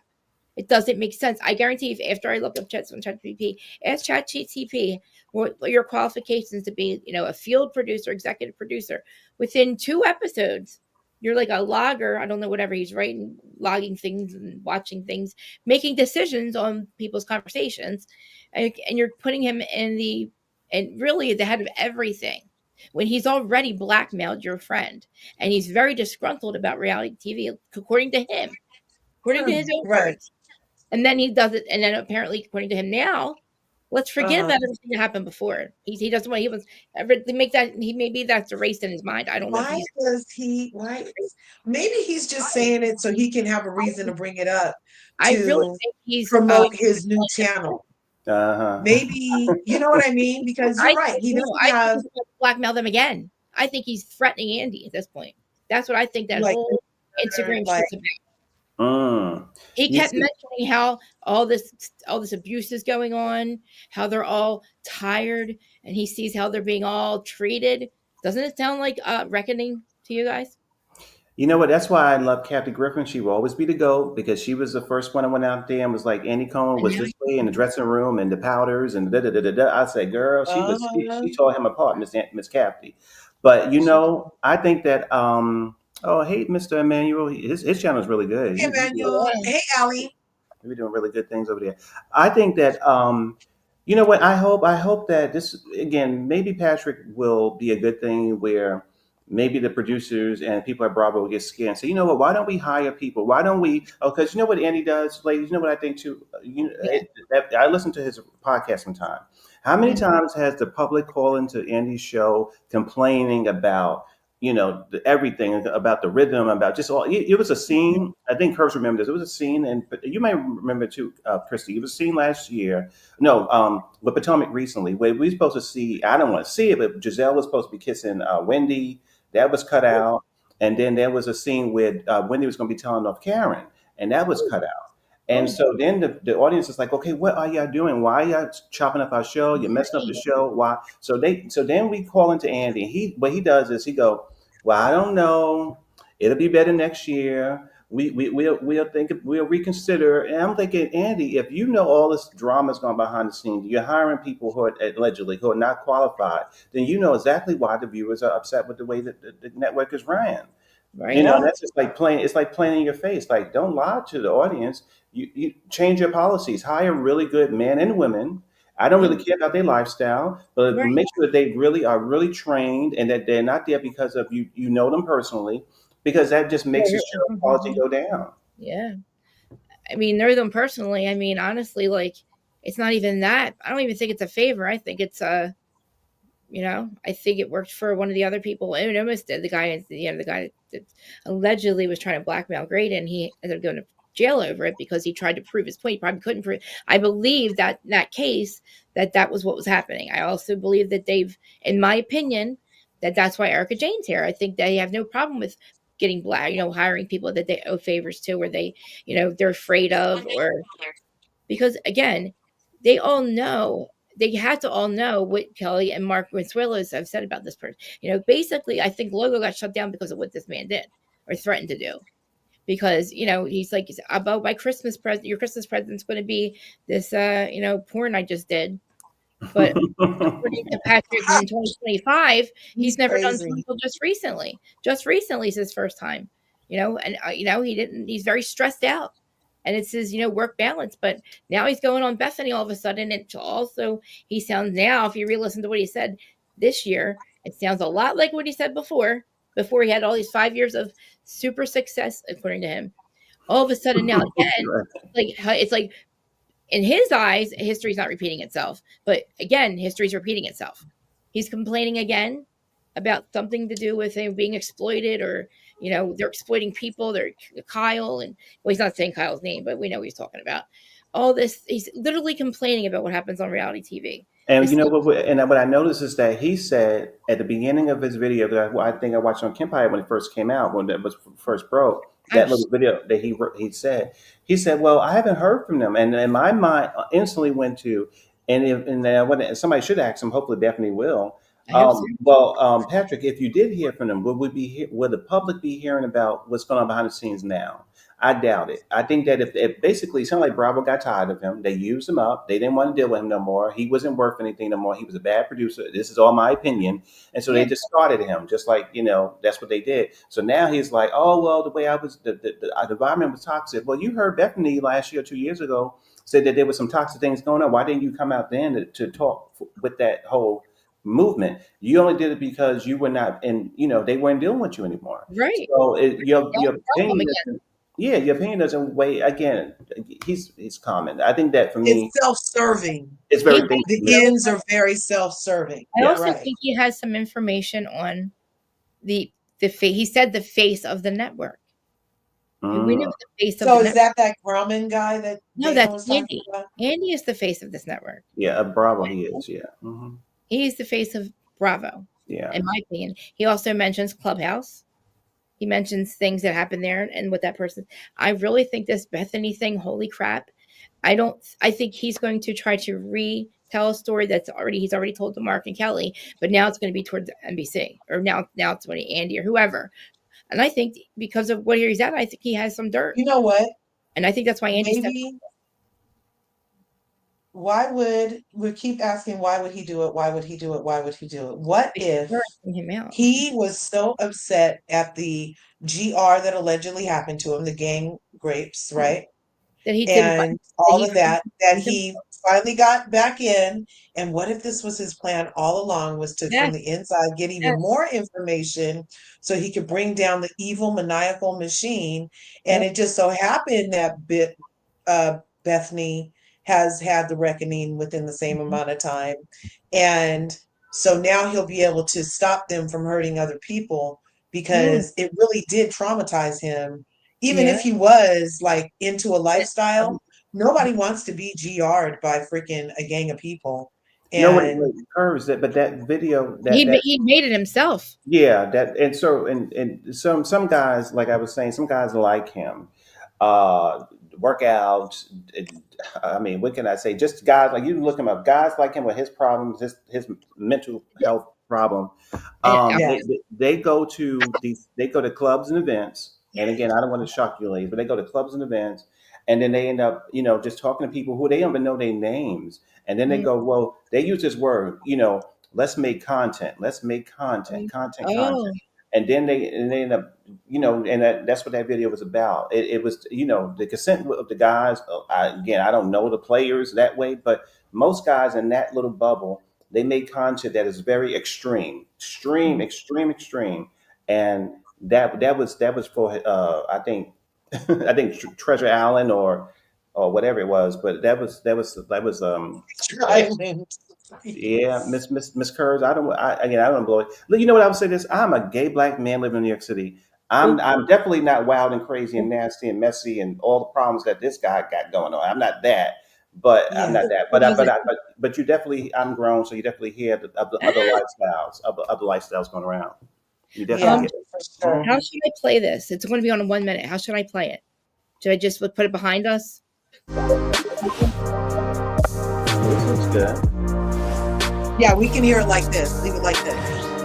Too loud? Yeah. It's not too loud or anything, right? I don't think so. Okay. Because all right, I'll turn down a tiny bit. That was nice and clear. Okay, good. Well, here comes the surprised that YouTube let you play it.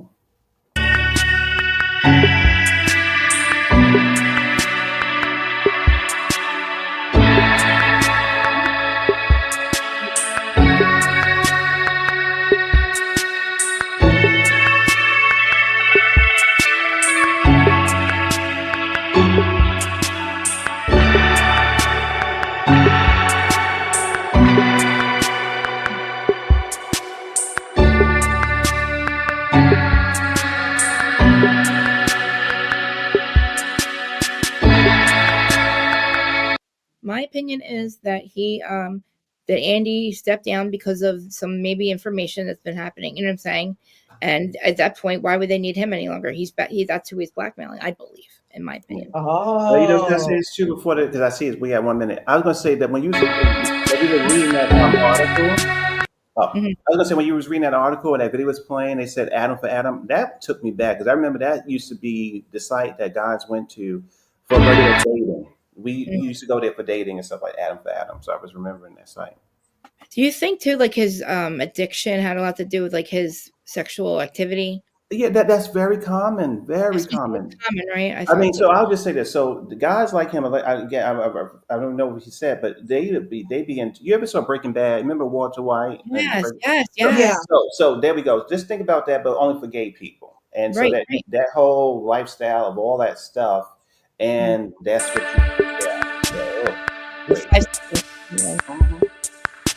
This is Bethany. I told you all this information. Hi. Hey, Bethany. Nice to meet you. It's nice to meet you. Thanks for having me on. So this is Patrick McDonald. What I didn't realize is that you've worked on 13 Bravo seasons across 9 franchises, and we've never crossed paths. That's right. I know. The one of the few that I have not done was New York. And how many production companies have you worked with? Oh, gosh. Most of the shows I did. So I did Housewives of Atlanta, Potomac. I was doing a lot of the East Coast shows with Truly Original before I moved back out west and started doing a lot of Evolution shows, which is Beverly Hills, Orange County, and Vanderpump Rules. I was sent a video that you did that you posted. Was that on Instagram? Yes, on Instagram and TikTok. Okay, because there was a lot of media pickup of it. So you posted a video on Instagram and TikTok, basically just expressing yourself and sharing your experience. And it seemed like something provoked you to just tell a portion of the truth about your experience as a reality television producer, starting from the bottom and moving your way up through the ranks. Is that accurate? Yeah, I mean, I've been working with Bravo for the past 5 years. I started as a logger, which is kind of at the bottom of the totem pole in terms of producers. Some shows call them loggers, some shows call them associate producers. But they're basically the people transcribing all the dialogue for the show so they can write a hot sheet for the network to see what happened. So I started there on Married to Medicine, and within 5 years, before that, I mean, within like 3 years, I climbed the ranks from associate producer up to segment producer, field producer, senior field producer to supervising producer. So, by the time I left, I was directly under the co-executive producers on my last 3 shows. So. Okay, so for people who don't know, when we started out and we were doing our own hair and makeup and everything was recorded in our living room versus now in a studio, there was usually one executive producer, like the head person in charge. And so now on shows this big, there are co-executive producers. So they have 2 showrunners. They're the ones running the show. And then you were right under the showrunner. So you're like reporting directly to them and they're making the whole machine work. Right. Essentially, I am, so like the supervising producers and the field producers, essentially the field producers are the ones running the show in the field. The co-executive producers and the executive producers are usually in the office, working on other things, but out in the field, like shooting the scenes day to day with the ladies is me and the other field producers. So if you go up into production offices, which in only rare cases do housewives or talent see behind the curtain at Oz, but in some cases when you're coming up over the years for economical reasons, you'd be doing interviews in the same space where the production offices are. So if you're doing your interviews in one room, you walk out and then you walk by that. It sort of seems like a classroom and there's a big whiteboard and it's kind of got like the family tree looking type of thing where it's like, here's this person and they're having a fight with this person. So we have to get these two together. So you've got Jane and Jill, but Bobby over here knows something that we need to get to Jill. So we need to get Bobby and Jane together before, Got it. Yeah, I mean, basically, if you're going into a scene, that's something I usually tell people is like, if, cast members, if you're going into a scene and there's something that you really don't want to talk about, you can pretty much guarantee that you're going to be asked about that thing today. Exactly. So you spoke fairly briefly compared to what this interview will be like, and it was sent to me and it's gotten a decent amount of pickup. And I was moved by how beloved you are and how former cast members, begrudged cast members, current cast members, crew members, like people in the community verified and validated you saying that you had a great reputation and that cast and crew alike loved you, which, by the way, we all know that it's very rare that a cast member is liked by everyone. You're a bad reality participant or a housewife if everyone likes you. That would be the definition of being a bad housewife. If everyone likes you, something's wrong because it's a zero-sum game. I mean, content is king. That's the thing that you hear the most doing these shows. So the biggest priority is what's happening on screen. And that is a theme that is prevalent across the board. So yeah, I mean, in so many words, like if it's not happening on the screen, like it's not the priority. You're holding a camera. You've been holding a camera for 5 hours and you need to pee. Well, sorry. These two ladies are going in on their second hour talking about the same thing. You're going to have to wait to pee or eat, Right. Unfortunately. So that's kind of the content is king mentality is this blanket umbrella used to justify putting all these crew members through, extreme working conditions and, keeping it moving. Yeah. So there have been many people who have wanted to talk on this podcast. And it's not that I've distanced myself from the reality reckoning that I started. It's that there's nothing I can really fully do to control it. The thing that's interesting about you and why I was interested in talking to you is because you are not a disgruntled employee. You were not fired. You have a career. You're earning an income. You're not suing anyone. So you are just expressing yourself, which is courageous because like me, there's no upside to you doing this. Like you're doing this because you'll tell me why you're doing this, but from my viewpoint, you're doing this because you just think it's the right thing to do, which is courageous because so many crew members have reached out to me and you're a crew member, which makes this drastically different. You didn't monetize in the way that a housewife did. You didn't make millions of dollars. You're not begging to come back. You are a crew member. And I talked a lot about the crew members because they are invisible and forgotten. And many people feel exploited in the crew community, but they don't have a voice because they don't have the same value. And that became really prevalent during the strike. Because during the strike, everybody was out of work, but housewives can make money doing other things and be home doing Zooms. The crew really could not make any money. And they also didn't have a voice and they were desperate to get work again. Well, yeah, I mean, obviously the reality reckoning happening a couple of years ago definitely like started this conversation, and I think that, I was working on Vanderpump Rules in the midst of that happening. And I will say just from like the vibe of the crews and the people that I worked with, because like you said, crew members and people behind the scenes don't have as loud of a voice. Like their voices weren't being represented as loudly in that beginning of that movement. You had a lot of big cast members coming out and speaking of their mistreatment and the things that they went through. And I know you said, you talked to some crew members as well, but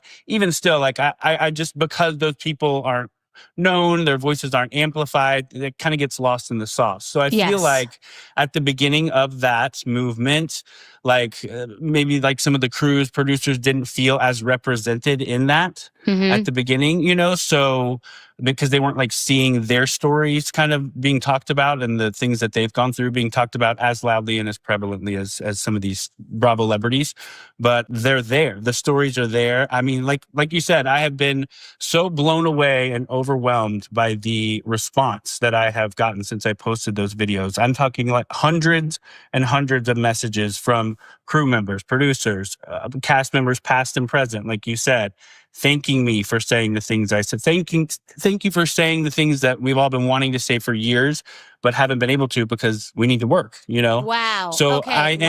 I do feel like I'm in a unique position now because I don't want to go back to that. You know what I mean? I don't want to go back to that grind. I've found, you know, so much more of a peaceful life, you know, doing OnlyFans, you know, doing my own thing, generating my own income and being in charge of my own stuff, you know? Setting your own limits and the way you are treated. Exactly. Let's compare your work self-worth and work-life balance experience on OnlyFans, between OnlyFans and working on reality TV and Bravo, financially, emotionally, spiritually, all of it. Well, yeah, I mean, I can tell you with 100% conviction that my life is far less toxic and filled with much less drama now that I am working in adult entertainment on OnlyFans than I was when I was working in reality. You know, like I said in the video I posted, on most of these shows, you're working like 6 days a week. You're shooting 5 days, and then a lot of times on these shows, there's a sixth day, which is spent in the office looking at that whiteboard all day.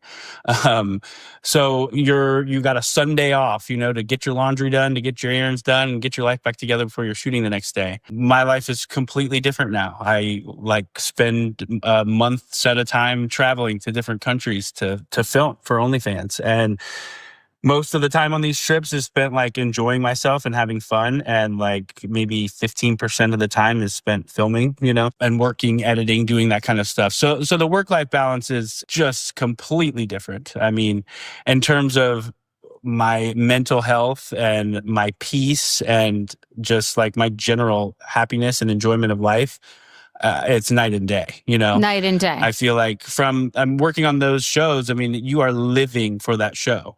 For those 3-4 months while you're in production on a Housewives show or a Bravo show, I mean, that is your life. So let's talk about the quality of the work, the actual work, and the morality of the work. What about the actual work, what you're doing? How do you feel about it? I will say that I feel that reality TV is far more invasive than adult entertainment, than OnlyFans, you know? And I'm having sex with people, you know what I mean? And it's like, that is much less invasive to me than some of the things that I have been behind the camera for filming for these shows, you know? You feel more morally compromised on reality television than you do doing adult entertainment? 100%. I mean, I don't feel morally compromised at all doing adult entertainment. Like, it's the most humanly natural thing a human can do is to like have sex, right? So I don't think I don't feel anything immoral about what I'm doing on OnlyFans. But yeah, there were definitely some moral dilemmas that I experienced in my later years at Bravo, for sure.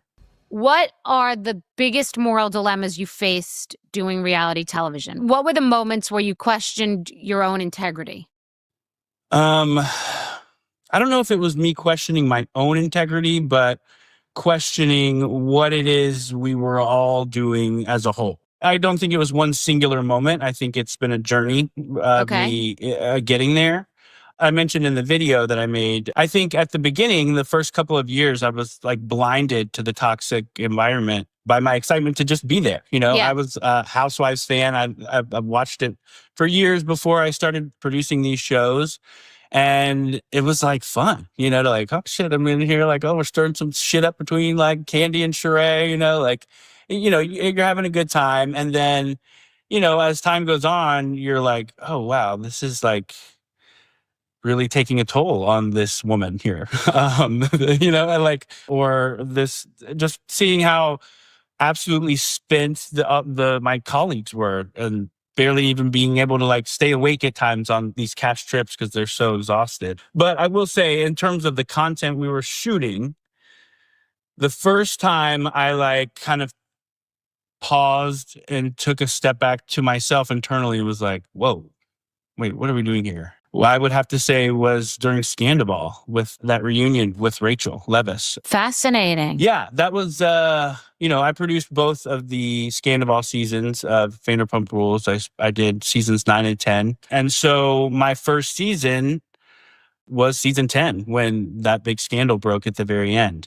And it's so funny because, I worked really closely with Rachel that season about kind of like finding her voice and like stepping into her own. This is kind of like, she's coming out of her relationship with James and she's now a character on the show on her own.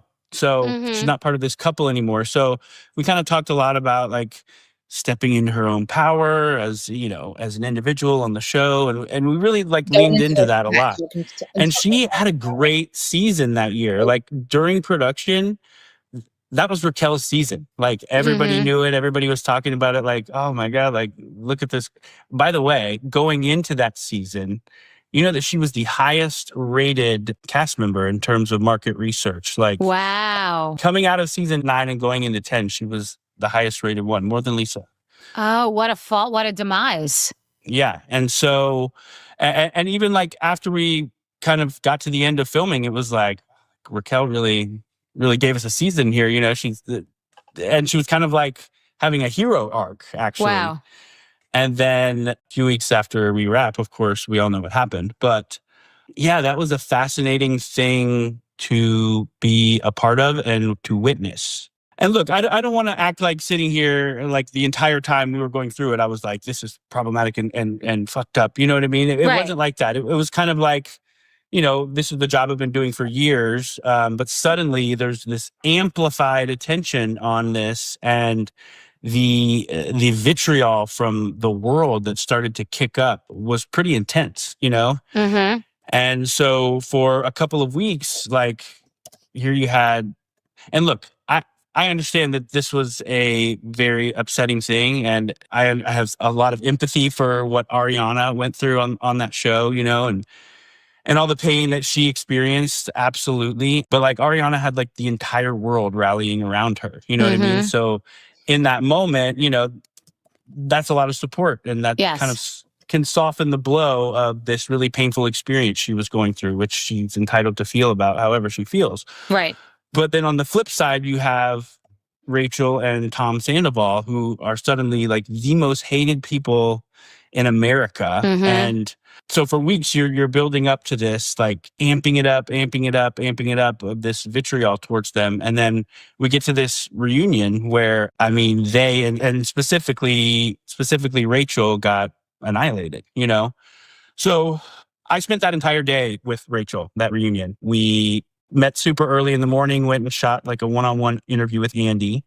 And then I rode in the van with her together over to the reunion stage. Like we stopped and got a smoothie on the way there, and just kind of we're catching up, like because we weren't filming, when that all happened. So like I hadn't seen her in a minute. So we were just kind of like catching up on everything that had been going on and what she'd been going through. And I could only imagine what she felt like that day. Being slut shamed by the entire world is something I don't think many people could understand. I don't even know what it could have felt like, but I know that it couldn't have felt good, So we get to that reunion, and, we were in this trailer, like across the street the whole day because, there was like a restraining order filed.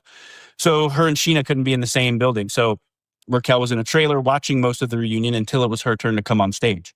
So it was such a wild experience because it felt like I was like sitting there with someone and you're like watching a Housewives reunion, right?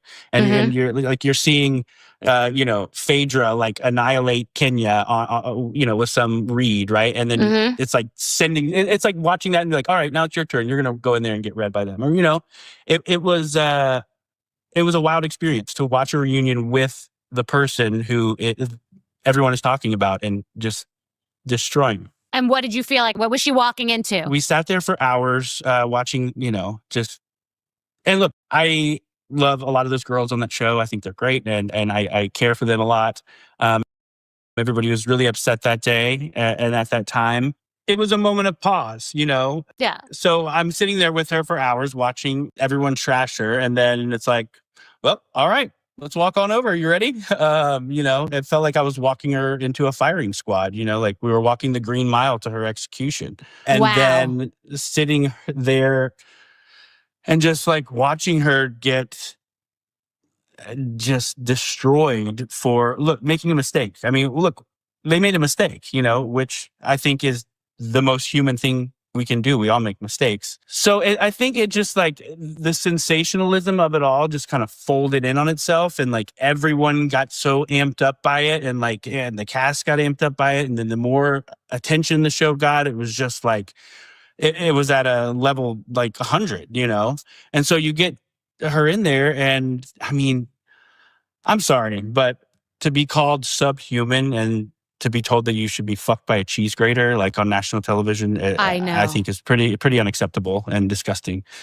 But I'm pretty sure 10 years from now, when we look back and watch that reunion again, I think people will look at that with a different set of eyes. I think when Rachel sat down, when she walked into talking to me, 100% of the country hated her. Now I think probably 50%. Like because people have said to me on the street, oh my God, because I have the chills. I have no frame of reference, and people criticized me for interviewing her when I wasn't a fan of the show. I hadn't watched the show. I saw that and I thought, am I insane? Like, did she kill someone's mother? Like, she was annihilated and emotionally abused. And when she tried to walk off the reunion, she was told to come back. Yeah. So I think it's interesting because it became better ratings to despise her. Like, it was working for everybody. It was working for the network. It was working for the people, the cast members. It just became good television and good ratings to hate her. And there's a line, and it crossed it. And they would have paid her anything to come back too. So she didn't go for the money. Like, there are things that people criticize people about. And yes, she made a drastic mistake. And I know her from the interview and from this experience. So it's not like I'm vouching for her. I'm saying she's a human. I know that. Yeah. I mean, she chose her peace. She chose her peace over this whole glitz and glam of this whole thing, because I think she realized that she didn't want to wear the golden handcuffs anymore, So what responsibility do you think that Andy and Lisa, who were there — Andy's a figurehead at the network, if not technically a producer, he used to be a producer, he's a figurehead at the network — that he and Lisa Vanderpump, who's an executive producer, what responsibility do they hold in that experience? And also in asking her about her meds. And then what responsibility does the production company hold, and then the network? Like, who are the characters and what responsibility do they all bear in this type of situation? Well, no one said anything. It's like someone's bleeding on the side of the road and no one said anything. So does anyone bear that responsibility? Yeah, I mean, I guess that would have to fall on the production company and the network, I guess. I mean, they're all there, The head of the production company is there at the reunion. Network executives are there at the reunion. The people who had the power to intervene in any way were all there. You know what I mean? I think that if one of them had done that, I think that it would have been listened to, Okay. I mean, in the moment when it's all happening, like, I don't think I was thinking like, who's doing something about this or whatnot. I just think in the moment I was thinking like, holy shit, like, this is brutal. And this is like painful to watch, and it's like, is this all right? You know what I mean? Like, okay, well, that's where the moral compass comes in, because as a person in reality TV, I've said it's the upside down. So what's happening from my point of view is, you're excited something's happening because it's good for the show. So what's good for the show is not good for the individual and for the mental health. What is extraordinary for the show, what is game changer ratings, Emmys, and like can make or break a show that was on its last legs, is horrendous for the individual. So it's almost like big corporation is making all this money, but the people out there are getting cancer by being exposed to the radiation. Yeah. Yeah, that's definitely at the expense. It's all coming at someone's expense. Any big story and salacious event that happens on these shows is coming at a huge price to someone. That's and it can be crazy. And you're right. Drama and salacious scandals are rewarded on these shows. So have you heard from anyone from Bravo or anyone from, production or anything like that since you posted your video? I have not heard anyone directly from Bravo. No. Okay. I did, however, get one call from someone that was trying to steer me in the opposite direction. And that was from Lisa Vanderpump, actually. Oh, interesting. Do you have a relationship with her? Well, I worked with her for 2 years. I produced 2 seasons of Vanderpump Rules. We always had a really great working relationship. We weren't super close or anything, but, always had a great relationship. I haven't spoken to her since we wrapped season 11 of Vanderpump Rules. And then over the weekend, after I posted the video, I got a call from Lisa. And I really hate to say this because I'm very disappointed by the call, but in my opinion, she was calling to manipulate me and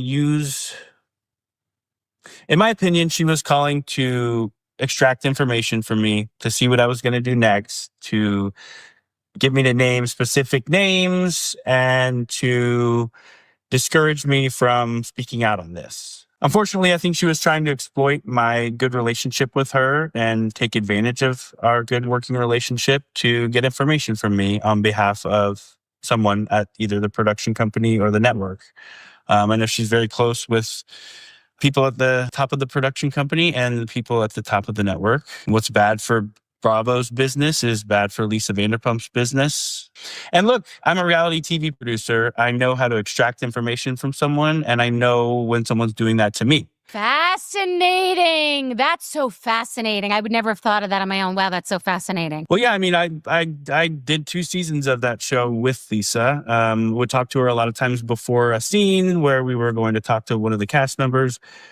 And I've seen her do this very thing to many of them, you know what I mean? And so it was kind of mind-blowing for me I'm sitting here in Thailand, it's 11 p.m., and I get a call from Lisa Vanderpump. The first words out of her mouth after saying hello were, "So is it just these 2 videos then, or is there more to come?" Trying to see if I was going to be continuing to speak, but all under the guise of our friendship. She was calling me as a friend, and she had spoken to no one about this beforehand. I think she reiterated that about 3 times on the phone call. You're the only person she spoke to. Yeah. And wow. I was honestly disappointed and hurt by the call because I knew exactly what she was doing. You know what I mean? And it did not feel good to get that call, honestly. And what it told me is that they're listening, you know what I mean? They hear what I'm saying and they know that I'm right, You're strong. You're strong. You're the strongest person I've spoken to so far, period. Period. The end. Everybody talks a big game. She called me and she was saying how much I loved working with you and how I know how empathetic you are and you have such a bright future ahead of you. I would just hate to see you do something that's going to cost you jobs in the future, And then when I kind of, she then asked me, do you still want to work in this industry? And I was like, not really. My life's kind of moving in a different direction. And so she asked me, what do you stand to gain from doing all of this? And I said, well, Lisa, I think the reason that a lot of people are resonating with what I'm saying is because I don't really stand a lot to gain from what I'm doing here, other than trying to initiate some change for these hardworking crews, on my way out. So I don't really see a negative side. And honestly, the only people that would have a problem with what I said in that video are the people who are perpetuating the toxic culture that I speak of. Wow. That's interesting. So for me, it felt like this call was coming on behalf of the realm, and I felt really gross to be manipulating. And it was kind of comical to me to have it being done to me in such a way that I've seen it being done to these other cast members. Oh, you were a cast member for a moment. Like you were a cast member. Yes, she was trying to produce me. Yeah, she was yeah, trying yeah. to produce me. Wow. You know, I felt like she was trying to produce me. She also then began hounding me for names of specific people who were mistreating the crew, you know? So like, darling, who are these showrunners that are treating the crew horribly? And I'm like, well, Lisa, there's many showrunners that do that, you know? And she's like, well, who specifically? I need to know because I'm in charge of hiring these people and I need to know so I don't hire them, you know? And I'm like, okay, you know, I didn't like, you know, I didn't take the bait. But it felt like it was such a blatant manipulation to me because then in the next breath, she was talking about, well, I mean, would you want to come back to Vanderpump Rules? You know, and I was like, no, I wouldn't want to come back to Vanderpump Rules at this point. It was like throwing things at the wall to see what might work. Oh, well, scaring you out of your future jobs. Oh, well, he doesn't care anymore. Okay, well, maybe would you want to come back to this, or do you want to? It was just very much like trying to get a gauge of where I was.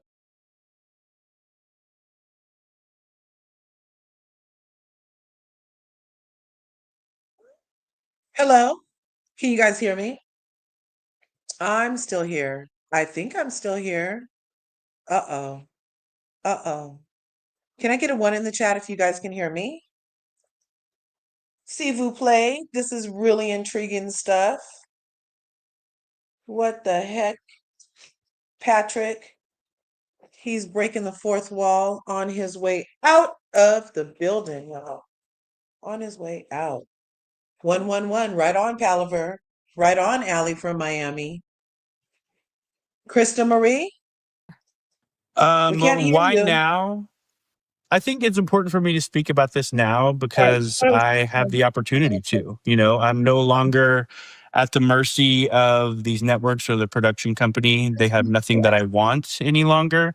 So Sorry. What happened? You guys couldn't hear Oh me? no, it had just disappeared for a second, and so You know, did I'm you. sorry. So George Snake's freaking knocking on the door, got me all because I'm like shaking right now that this is happening. In the middle of our lives, calling this. Oh my god! And I'm calling out in the chat, and people are asking me how to find this information. And I told them to come to my thing. Yeah. But I have this on speed up, so she can't do nothing to me. So sorry. How do I go back to playing it now? Sorry. She looks crazy. Okay. She looks like a person. on my way out, I can make their lives a little better, or maybe initiate some change and bring some light to this. Then that's what I'm going to do. And they will say, oh, Bethany, they, you know, they made you. They did not make me. I was successful in anything I was going to do. I'm more successful now astronomically in different spaces than then. So I was going to be successful because I grew up in a very abusive, crazy life at the racetrack, and I am a survivor. It is why I'm aggressive, and it's who I am. But they made money off my back. They got other people to do that show based on the success that I had. I'm the only one that's ever had that level of success. And the other people would come and do the show and say to producers, I'm sure you've heard it, that they wanted to do what I had done. Yeah. So many producers, I'm not going to name the names, have said to me, oh my God, every housewife comes in and says they want to do what Bethany did. So coming from me, it doesn't land because people are like, oh my God, you made more money than anyone. And now you want to shit on the hand that fed you. And I'm like, I fed the hand too.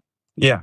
Well, literally also, case in point, I mean, it goes for the crew too. I mean, there was a report that came out recently that Housewives generated over $300 million for Peacock last year.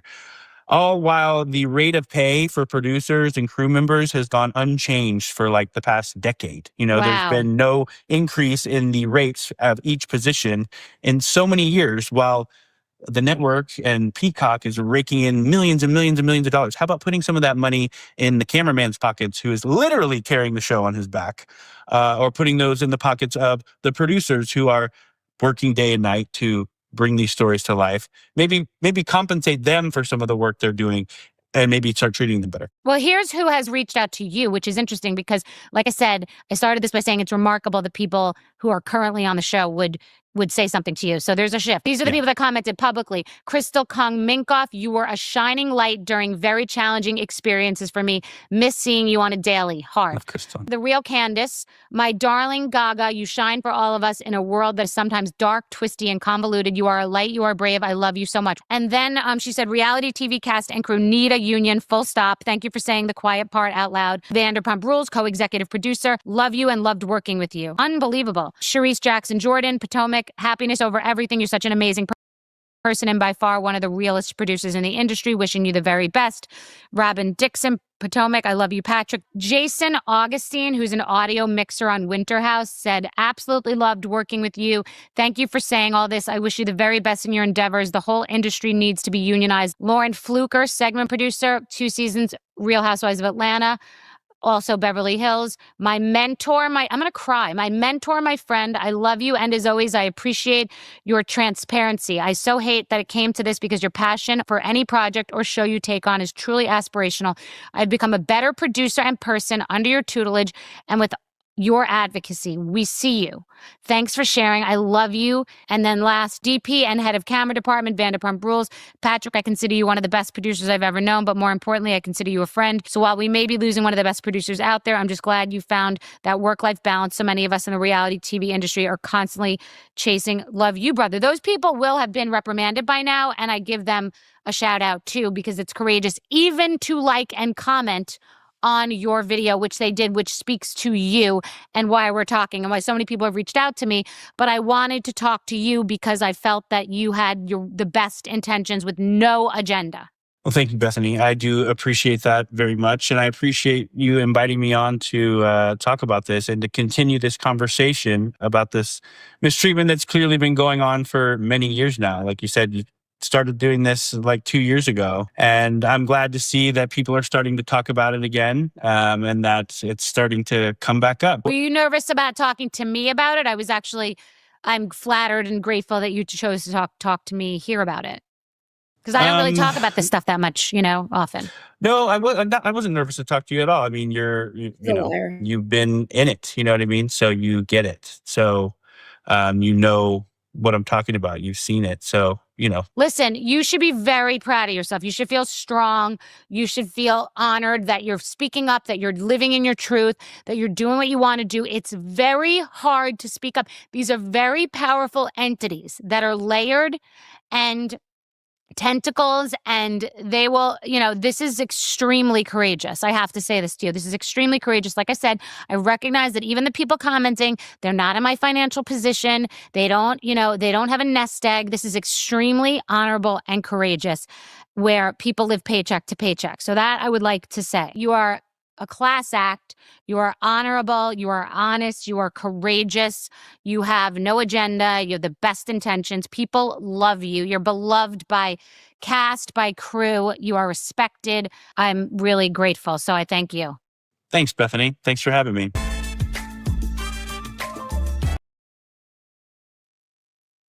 Shout out to Patrick McDonald. Are you for that excellent? I love it. Fucking crock of shit. She did no research on him. None. It would not have been hard to find this shit. This is rinse and repeat for him. He's already been a disgruntled employee with, Mark and Kelly. And it's like rinse and repeat. It's the same thing all over again. But then he decided to I don't know. I feel like even if it is rinse and repeat, he also still has a point that things need to change for production. Okay. The way that people are treated is messed up. Two things can exist. Right. But don't say it's because they're icing you up because you did gay porn. That's what he said first. That's not the case. Well, you know what? That was a dare. If you want to bring up the other time I did gay porn, if they want to bring it up, then they can. If they want to correct him. But don't say you just started. Don't say I just started doing it and now they're icing me up because of it. Tell the truth. If it's really because of these actual reasons, why would you ever lie then and say it's because you're doing gay porn? Now you're doing a reckoning. Now you're doing reality reckoning. Fine, great. All things are true, right? But he's also lying in the meantime. He didn't get the job because he was qualified. He was a disgruntled employee like he is now. Allegedly a disgruntled employee, which I don't believe I don't believe anything he's saying. I believe he literally said he was waiting for them to call back. He was going to go back. So if you're so disgruntled again, why would you wait for a call back? You know what I mean? What do you sit around waiting for a call back? Thing. He's like either or. He was waiting for a call back while he was in Thailand shooting his stuff for OnlyFans. It's like, okay, he's been doing it since. And then when it didn't happen, he's like, oh, well, as a matter of fact, I don't really feel like going back to that toxic AF stuff anyway. I'd much rather stay here and make my OnlyFans content. Okay, well And then then say he that. made a. Don't say it's because you just started doing gay porn because you haven't. They knew about it. You've been doing it. Why are you iced out now? Why are they icing out now? He didn't leave on his own. He said he got iced out. He's not leaving because he wants to. Now all of a sudden he does, which is fine. I don't care. I'm glad they got clean. Good for you. I congratulated him in the chat. Wonderful. But Bethany, do your fucking research. He's not fucking. He wasn't. Yeah, he's beloved, great, wonderful. But she has no clue. Like she's trying to get him to like call out all these other people when she's like a fucking dog with a bone. She's like, I got him. I got him. I got him. I finally got him. I finally got him. But do your research because he's a liar. He's a liar. And it's like, fine, whatever, man. But like, don't say that you're disgruntled. It's bullshit. I'm so tired of these disgruntled employees all of a sudden have a problem when they get fired or they get iced out.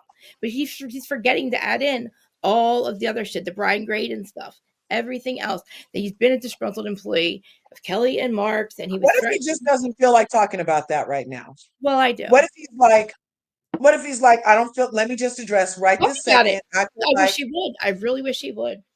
I really wish he would. Well, and like he even said, as a producer, you got to talk about what you don't feel like. Yeah, and I asked him, "How are you? What qualified you to go to Married to Medicine? What qualified you for that? Really, honestly, that means I'd be qualified to do that job then, right? I'm probably more qualified than him. I probably know more about reality TV than he does. All he did was do Fire Island, and then all of a sudden he's drunk. He's under a bridge and he's shooting up. And same as me, I was drugged. I was all drugged up too. But guess what? I got clean 10 years ago. Am I qualified to be an executive producer on one of these shows? Yes, I bet you are. I bet you are, girl. Exactly. See, I can do it too. I can do it too. But that's what I'm just saying. Obviously, that's not true. I can't. You know what I mean? There's no way they would just hire me as an exec. You know what I mean? It wouldn't.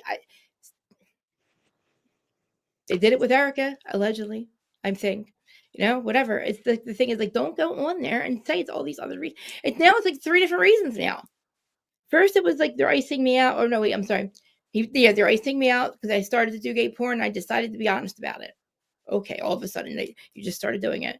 Now they're icing. Now, then it was, it's so toxic. I don't want to go back there. It's so toxic. Now it's reality reckoning. Now he's back there. Now he calls up Bethany of all people, and she does no research as usual, like she did with Rachel and Tom. Bethany just say she called old boy. Bethany called him. Oh, I thought he called. Oh, I thought he called her. Yeah, she said a lot of people have wanted to come on her show, but she's the first one. He's the first time she called, I thought, that is because crazy. Of the story that he doesn't have nothing to lose. I mean, he's going to take down some people, which is fine. Look, he's either a genius. Look, I don't know if I'm extremely proud or like holy shit, man, you really pulled this off, or I'm like, wow, what extremely the fuck? proud. You know why? Especially he blasted Lisa Vanderpump's ass right out the water. Right. And darling. Look, I'm down with everything he's saying, but I need him to be honest about the pay. Like, this isn't new news for him. He knew about reality TV. He said back then how toxic it was. He was like, oh, you're exploiting me and this is horrible and blah, blah, blah. And like, but he's the one having gay sex on television, which is fine. Do it. Do your thing, bro. Like, do the drugs, whatever you got to do. But like, and you think you're hiding it from the producers? I mean, are you still doing the drugs? I mean, I'm just saying, you're still doing the stuff that people, I don't know. I'm just saying. If he was, he is. No, I don't give a shit at all. I'm good for him if he can be literally a working, what's it called when you're on drugs and you're drinking and you can actually like function, like functional drug addict, functional alcoholic, whatever. I mean, it's probably easy to do gay porn when you're on drugs. And I'm not saying he is. He looks amazing. And I'll give you this. I want to watch. I just want to watch. That's all. I'm just saying. That's a whole other issue. I do too. I'm so naughty. I just need to watch this. I'm so freaking naughty. I'm so mad at him, but I just want to watch him. I just want to. But it's like I know, I get it, dude. I was like, just as like, I'm like, he looks so good. Is like, he I'm talking shit, short stroking? Is he bunny rabbit style, or is he like? Oh man, I think he gets it. I think Andy gets it too. I said any rabbit. No, I mean anyway. I'm gonna see him give it. This is horrible, but I'm gonna see him just give it to Andy or something. I don't know what I'm saying. I wonder if the close of his contract. We're not blind. The morality clause, but the morality, they hired him knowing he was doing it. That's what I'm saying. So maybe make it okay.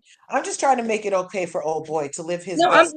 I'll get there. We can get to making it okay, but I need him to admit that he was blackmailing Andy, please.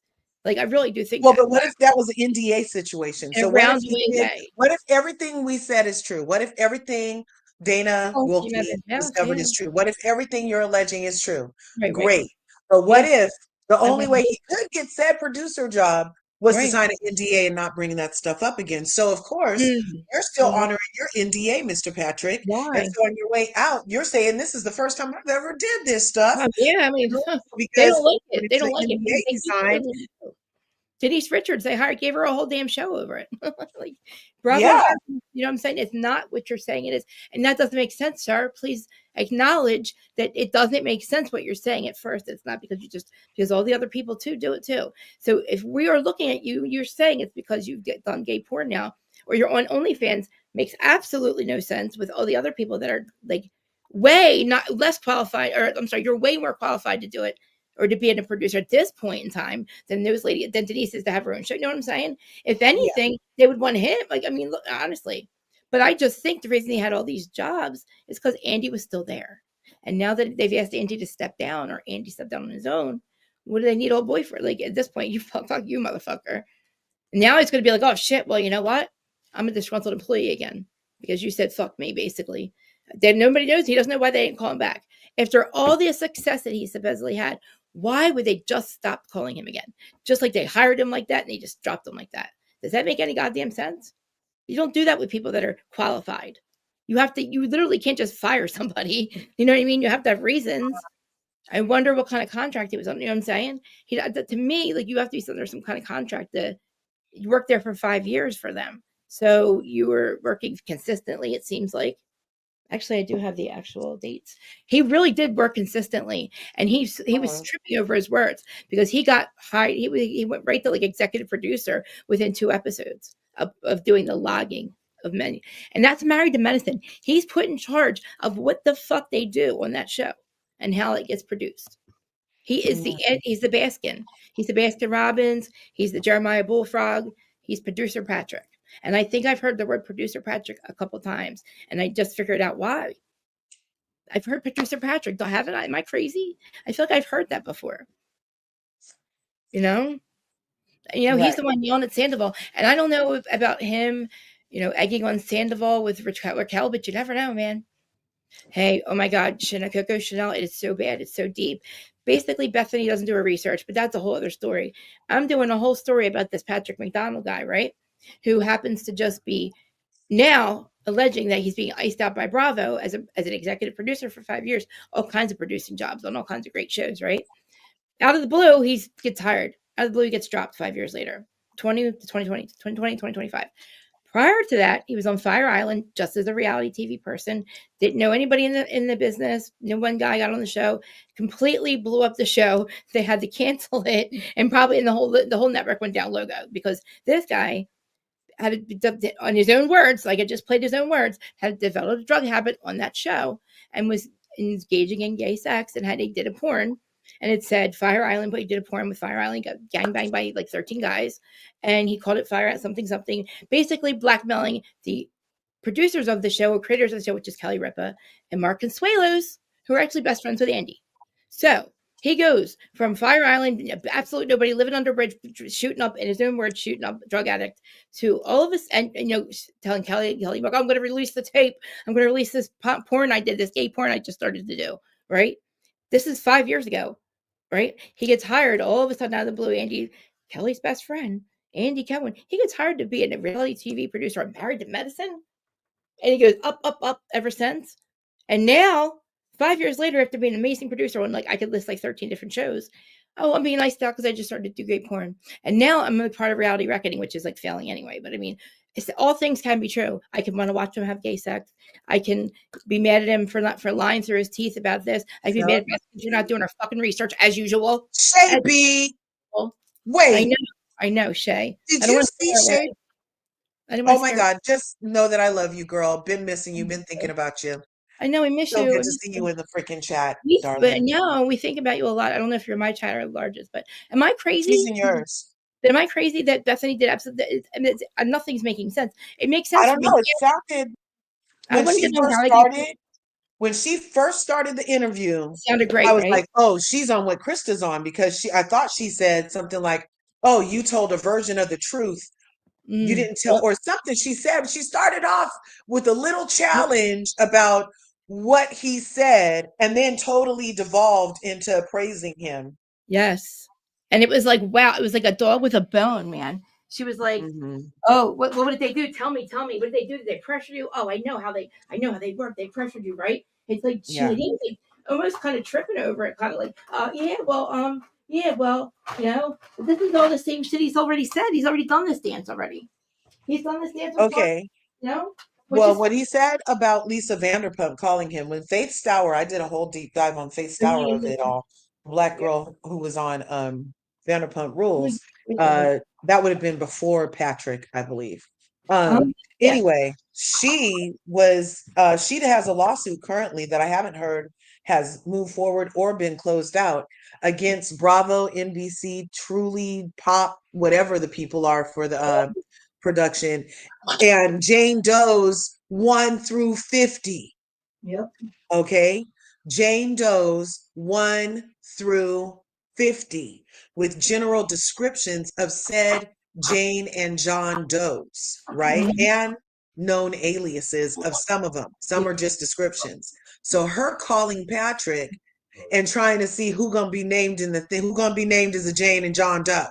That's what she was trying, because she's caught up right now as a Jane Doe with the Faith Stour case. And Faith Stour said she put it in her lawsuit that the people had called her, and from the higher ups, she including a call from Lisa Vanderpump. It's all in her suit, where they were trying to gauge her, offering her more stuff, offered her to come back, you know what I mean? But then ended up just using her again. That's why she ended up suing their ass. But that is part of the pattern that's established by people who don't even have to be disgruntled. Like, you just left and you're the one who got like this whole narrative spun on Faith Stour. There's this narrative now coming on Patrick, even though Dana did the story a year ago. Sounds like the same one. Now, I feel like every freaking point Patrick has is valid. It's extremely valid. Valid points. And it's convenient, though. It's only convenient now. And it's suspect that how you came in to this field allegedly is not part of your reason for leaving. You're not telling us the whole story. Krista's right. Like, start from the beginning, bro. Yeah, exactly. Start from the beginning. Why? How'd you get here? Yeah, something's up with that. I get it. Something's up with that. And he's doing a great thing. He got too many thanks from people in the, still there. Was he ruining the episodes purposely? Because that was the years. I forgot. Mel had pointed that out. That, it sounds like amazing opportunities, Potomac and Atlanta. But Mel pointed out that was when we were complaining. Why is everything going downhill? Like, what is happening? Why are they fighting each other all of a sudden? It seemed very like, and then now, and then Vanderpump with like, holy shit, with a redemption arc with Sandoval. Are you kidding me? Right. Like, it's like crazy. And then I don't know, you guys are Married to Medicine people. I don't watch it, but I don't know what happened with those episodes. I actually do have the list. Well, I know season 7 is the year that the producer finally got excommunicated, allegedly by the rest of the cast. 7 and 8, I think. So 2020 to 2023. Where'd my phone? There was some. Maybe he just brings tumultuous times. Maybe he's like a energy siren, and everywhere he goes, kind of blows up. You know what I mean? Like, he got to Fire Island, the shit blew up. He got to Married to Medicine, blew up. Real Housewives of Salt Lake City blew up. But it's not him per se. But maybe his energy facilitates the negativity. Yeah. Well, exactly. Fire Island blew up. They had a little logo fell down and went to a. Yep. They all sold all their I just watched a little bit on YouTube about it, and it's like it goes from all the way back then, and then they just show like little stuff now. But like, it's crazy that that's even the same person. But like, I just can't believe that we caught this interview. But it's crazy because he doesn't have to tell the whole truth. But I mean, he does a little bit. It doesn't make sense right now that like. You're bringing up all this past stuff, but you're not telling all of it, and a lot of it's really relevant to this now because it's like you're disgruntled, like you really didn't even belong here to begin with. But I mean, did they keep him because he was good when they got him? But then what happened? I mean, What happened now? He got to stay for 5 years on all of their best shows. The ratings were high on those seasons. Some of them had some season highs. I mean, like, so let's say Real Housewives of Atlanta, ever since Nene left, the numbers started going down. So I don't know that he had anything to do with down that. from 3.2 Real to Housewives of Salt Lake City, the numbers kind of went down after Mary and Jenny Wynn thing happened. And then people didn't really appreciate Jen Shaw getting arrested. So I bet the numbers went down around there. So I don't know Atlanta if was it had season even effect on 14. that. Real Housewives of Potomac, Garcelle, Giselle and the Green Eyed Bandits had been being an issue with Ashley Darby's forehead full of lies. Okay, They had listen. even prior to his 5 years ago. So that couldn't have been his It fault. was. Real Housewives of Potomac was season 8, and he was senior field producer. And Atlanta was 2020 to 2021. Potomac was 2023, 2024. So was that last season or season before? Yeah, that would have been season before last, right? Okay, so that was the one then with Jeanette. So was that the Candace left season? Yes. Okay. So maybe maybe he helped her leave, because he seems kind of compassionate even towards Rachel. He didn't like how Rachel was getting treated, and I bet he didn't like how Candace was getting treated, unless he happened to be Giselle's producer and was making Giselle walk around sounding like a biatch that season. Yeah. I want to show you. Wait, and if I say when I click on the dates or when I click on the seasons, it tells me what he did for what his role was. Oh, Like, nice. yeah, I'm going to see if I can do it in front. Like, I can pull up with all of us because it's on my chat. Well, damn, and I wish I was listening better, because he did say what producer does what. He's like, Yeah, the this is associate going to tell us producer is a thing. blogger, the field producer does this, the other one's in the office. Yep.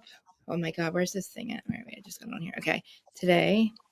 You guys make sure you're smashing that like button, smash the subscribe Thanks guys button, for everybody and being ring our bell. okay. So Ring our bells so you can get notified when we upload videos. Thanks for coming through. All right, so oh my God, just go up, please. All right, so we'll start where Candy and oh God, Candy and the gang. All right, let me bring it. Now I gotta share it. Hold on. Let me make sure I got to it and I didn't have any I really want to watch. This is just a side note, though. It's a whole other different show for me. Okay, so Married to Medicine, season 7, 2020. Okay, that was a logger, right? So it's so that's the person. He doesn't have anything to do except for to write down what was said, what was done. Okay, he said he went on to work behind the scenes.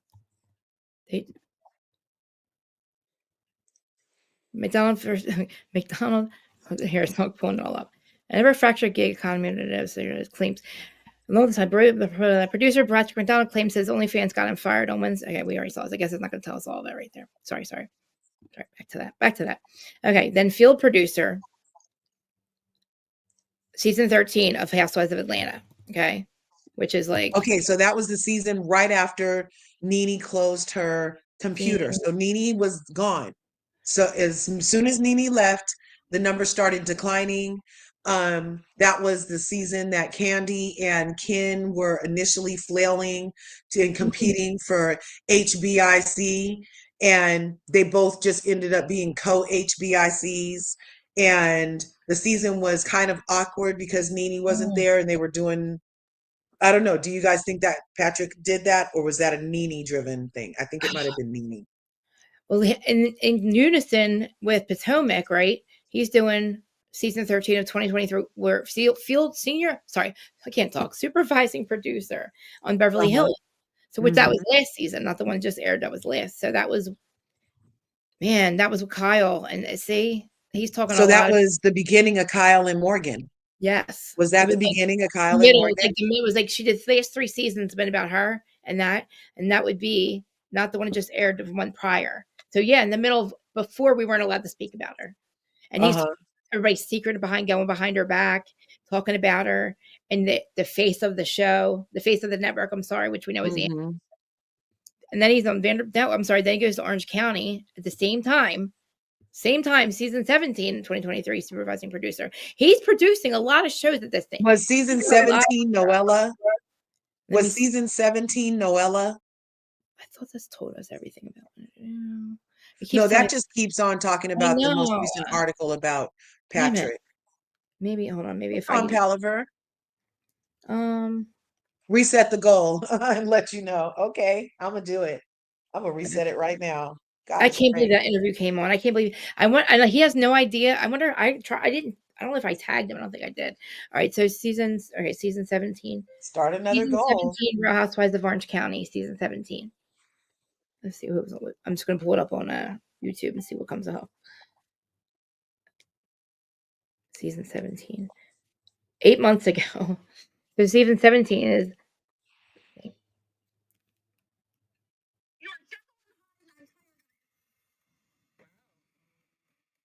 Jekyll and Hyde. that's like the last one they aired. Is season 17. With you. Conversations with Heather. All right, we're gonna go back. So now we know this. That's the one, not the one that sees. It's like so. Shannon does this season, and then she gets in an accident, and then comes back another season. All right, so I'm gonna go backwards. I'm gonna look at the Potomac season and see which one it was. Season 8, right? Okay, let's see what season 8. Real Housewives of Potomac, season 8. Okay, which one was this? Yeah, I started it on my Year side ago. again. A year ago. So this was. The craziest thing I've ever done. Sorry, my.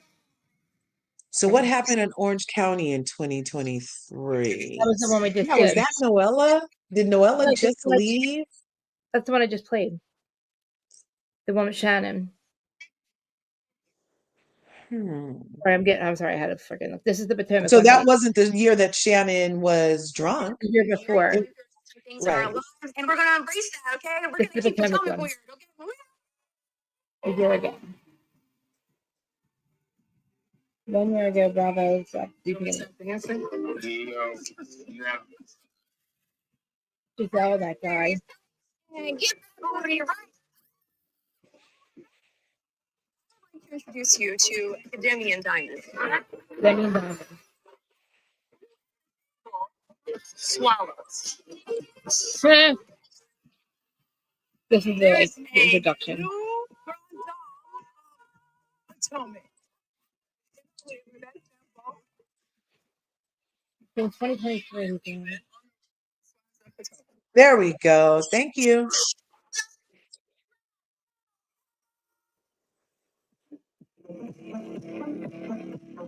I didn't know. I had a contact high with Ganji. Open up, Giselle. How wide? I got your mole with the two pieces of hair. Ladies, this is my friend Nick I was telling you about. My daddy's a rich bitch, and he That one. his daughter was a rich bitch too. Thanks for buying me a $2 million house. That's what I he produced. definitely think that you married Michael for his money. Did you marry Gordon for his money? I might have. See how recently he produced this stuff? Retained a divorce attorney. That's the bed he was sleeping. Yeah, because you go to bed at 2 o'clock in the morning. I feel so guilty. I feel like you're ready and prepared to go. But it is like ripping my heart out. The mother who is suing me is still married to the woman sitting in there.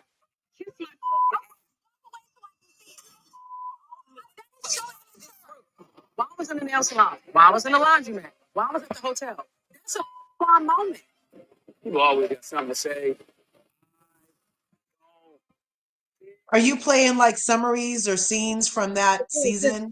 No, it's like whatever season is. It's like what is it? The trailer for it. Oh, okay. Can you guys even hear it? Can you even hear it? Not really good. Why did you tell me that? You should have told me. Well, I wasn't sure if you were trying to have us hear it or yeah, if you were you guys hear for it. something. Forget it. I'll try to play it on here then. I didn't even. Yeah, not for Yeah. all. Should have told me. All right, hold on. You might have told me. I didn't say. All right, so here's the season that they did. Right. So now I'll go in here like I just did, and I'm sorry. I'll go in there and search. Right. Which one's before that? Married to Medicine.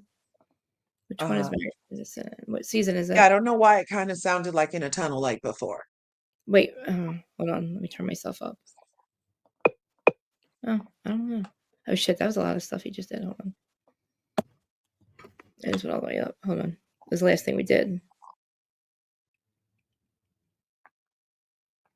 Thought it said Salt Lake City. I don't think it did Salt Lake City, but hold on. Now I just lost it again. OC, RHOC, Oh my God. 2023. Yeah. I literally lost it now. Fucker. Go up some more. That's his comments. Uh-oh. Hold on. I lost everything. Hold on. I just asked everything. I just asked them too. I just asked ChatGPT what it was. And why am I all the way at the bottom? I'm going to have to start over. There it I is. just had all of them pulled up. I just had them all pulled up and I lost them again. Take your time. It's okay. Oh, here we go. There they are. There they are. All right. So Married to Medicine season 8. So let's go in here. Married to Medicine season 8. Married to Medicine. Season 7. A Season logger. 7. Okay, yeah. A logger. So that was. You guys can see it, right? Was that 5 years ago? Oh, let me see.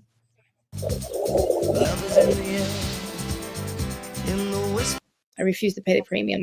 We should get free fucking YouTube for having fucking channels. What is this? See this? That's bullshit? a good idea. Fucking Krista Marie for president of YouTube, you guys. I'm the person right now because I can't shit.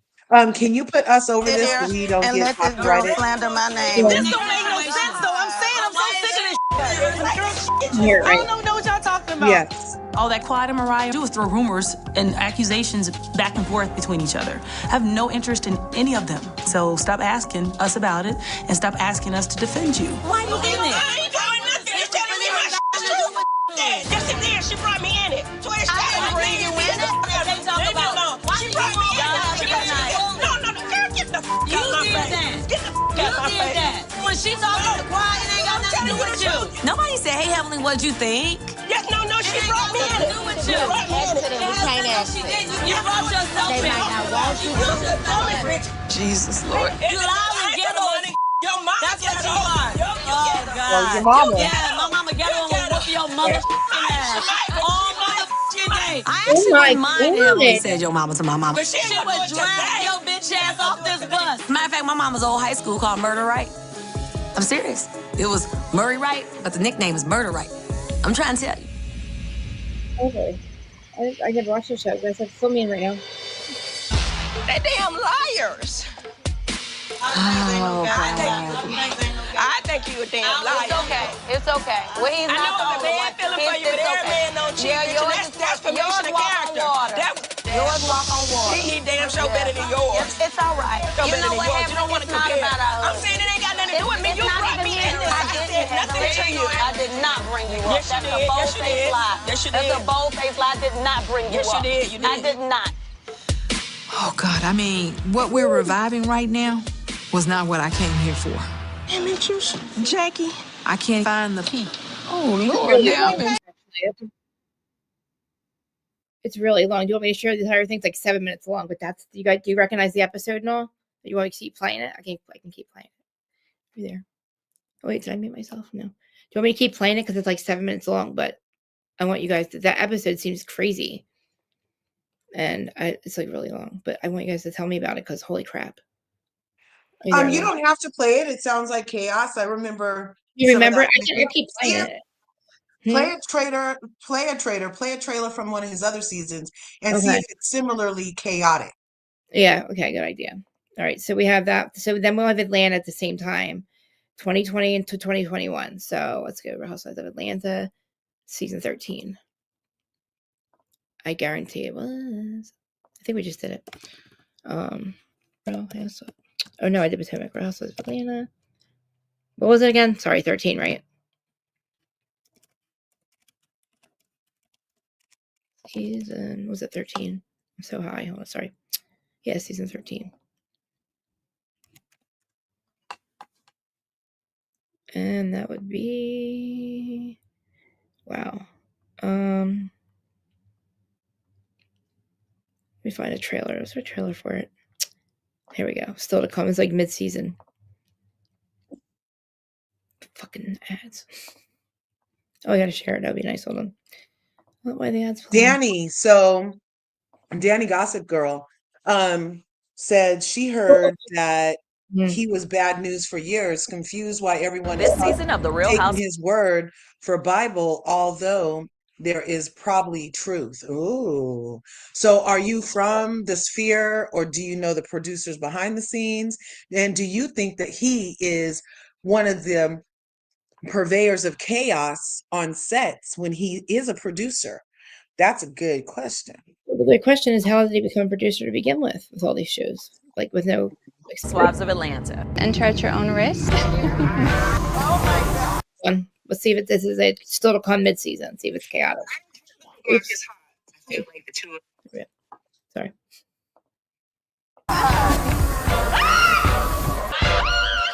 Now what the heck? What is going on? Oh, It's about to turn up in New Orleans! Ass everywhere, ass everywhere. You already know. Sound like ice cream man. oh no! I never thought that I would ever see this body be pregnant again. If we didn't have a baby, you'd be over me and I'd be over you. We do have to talk to Josiah because his dad wants to see him. I knew this day was gonna come. Page 6 learned. Cynthia Bailey's bachelorette party allegedly took a wild turn. 2 Real Housewives on the stars have sex with strippers. I think in a situation like that, What did I say about fucking? Can you tell him about literally on everybody? you shouldn't lie to your partner. She don't want him to leave. She better lie. So you got lipo recently?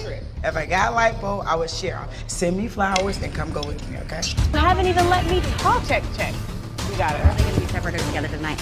We're gonna split it. Broke bitches split checks, okay? Yes, you did. It was good, according to several people here. Everybody. With Portia, you don't know. Portia's gone. You lying. Cheers. That's the Aquarius in us. Yes. She's literally preying on the prophet. So they have like a whole relationship? We have no relationship. LaToya is a pastor. You weren't looking for God. You were looking for some dick.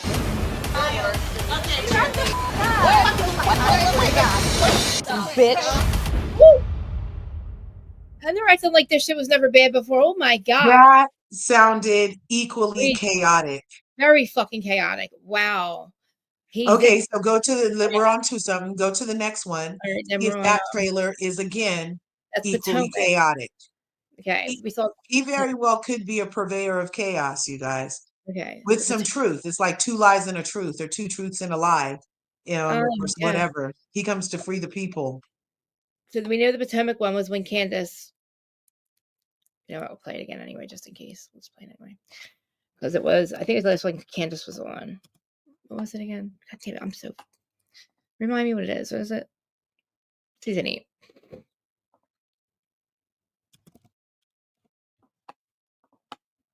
All right, let's see. Which one's this? Okay. Giselle Bissett should be fired. Yeah, this is the one with.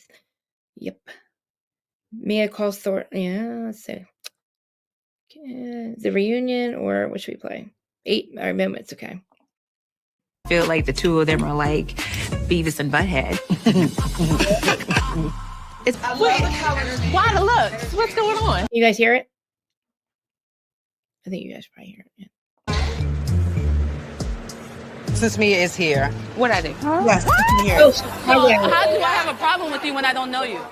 NECA season. I'm aware of the phone call that your mom made to my in-law saying that she submitted my name to a shrine. This is the worst part of everything that we've been going through. Oh, God. Please don't cry, because I don't have any tissue. You cannot make up lies about any person and expect not to get your ass handed to you. I don't want to cry. I don't really understand why. And Okay, hold on. right here. No, it's not. Right here. We didn't put that thing out. This is the demons coming to get us. We're complicit in what Giselle was doing and saying. If you really feel that way about me, we don't need to talk about We're not friends. Okay, fine. That's fine. We're not friends. Great. Not wait to find out if it's really chicken. If it stop coming back to the truck and sitting in here.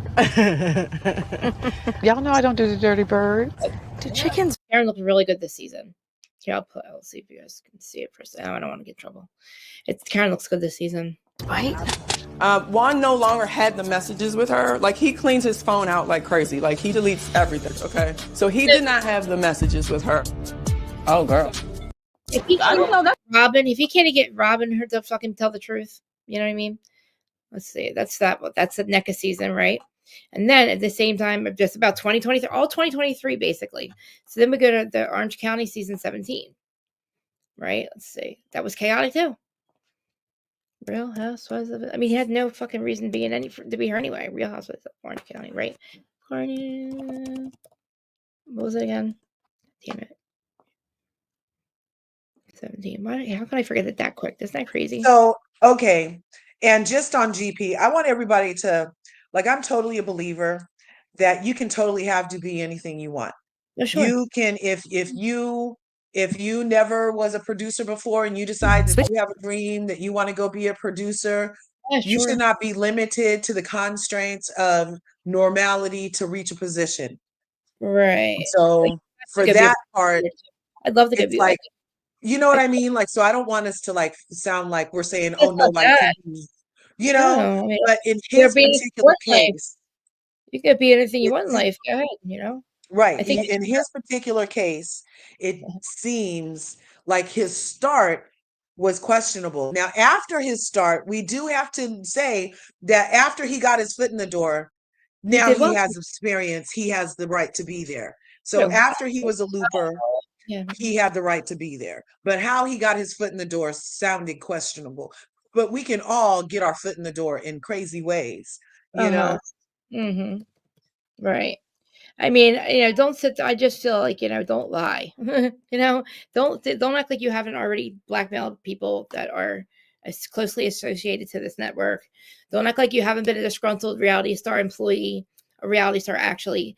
It's like, it's kind of just like, I don't know how much you have to have on somebody to be in his position after being only clean for a year and a half and probably approached and okay, look, hey, he blew up Fire Island. He blew up Logo. I mean, Kelly Marker petrified of him, but then Andy hires him and trusts him with all his main shows. Like we're still on hits 13 of them. This is just the beginning. And like you said, yeah, he did great. Like, once he was in, if you call it that, I don't know, maybe he created chaos on purpose. Maybe we were seeing it from a different perspective. I thought the shows were going downhill at that point. This is the one from this is a really old seems like an old OC. I don't know. Shannon looks weird all the time to me. 8 months ago. Oh my God, it was only 8 months ago. That's crazy to me. She looks so weird in this picture. At H&R Block, switching to us couldn't be quicker or easier. I'm not going to do it tonight. Have fun at your party. We even got together again. No, I'm not doing this on a FaceTime. No, I'm not doing. I said you ghosted me. I can't fucking stand her. I can't fucking stand her. He probably bought her back. That was probably his fucking doing. This one.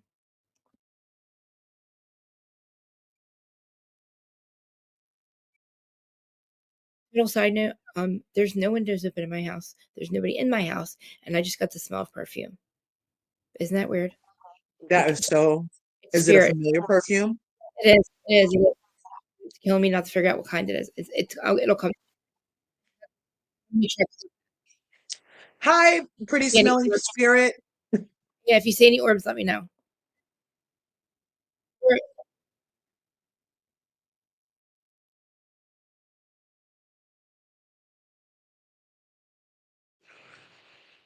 Love you too.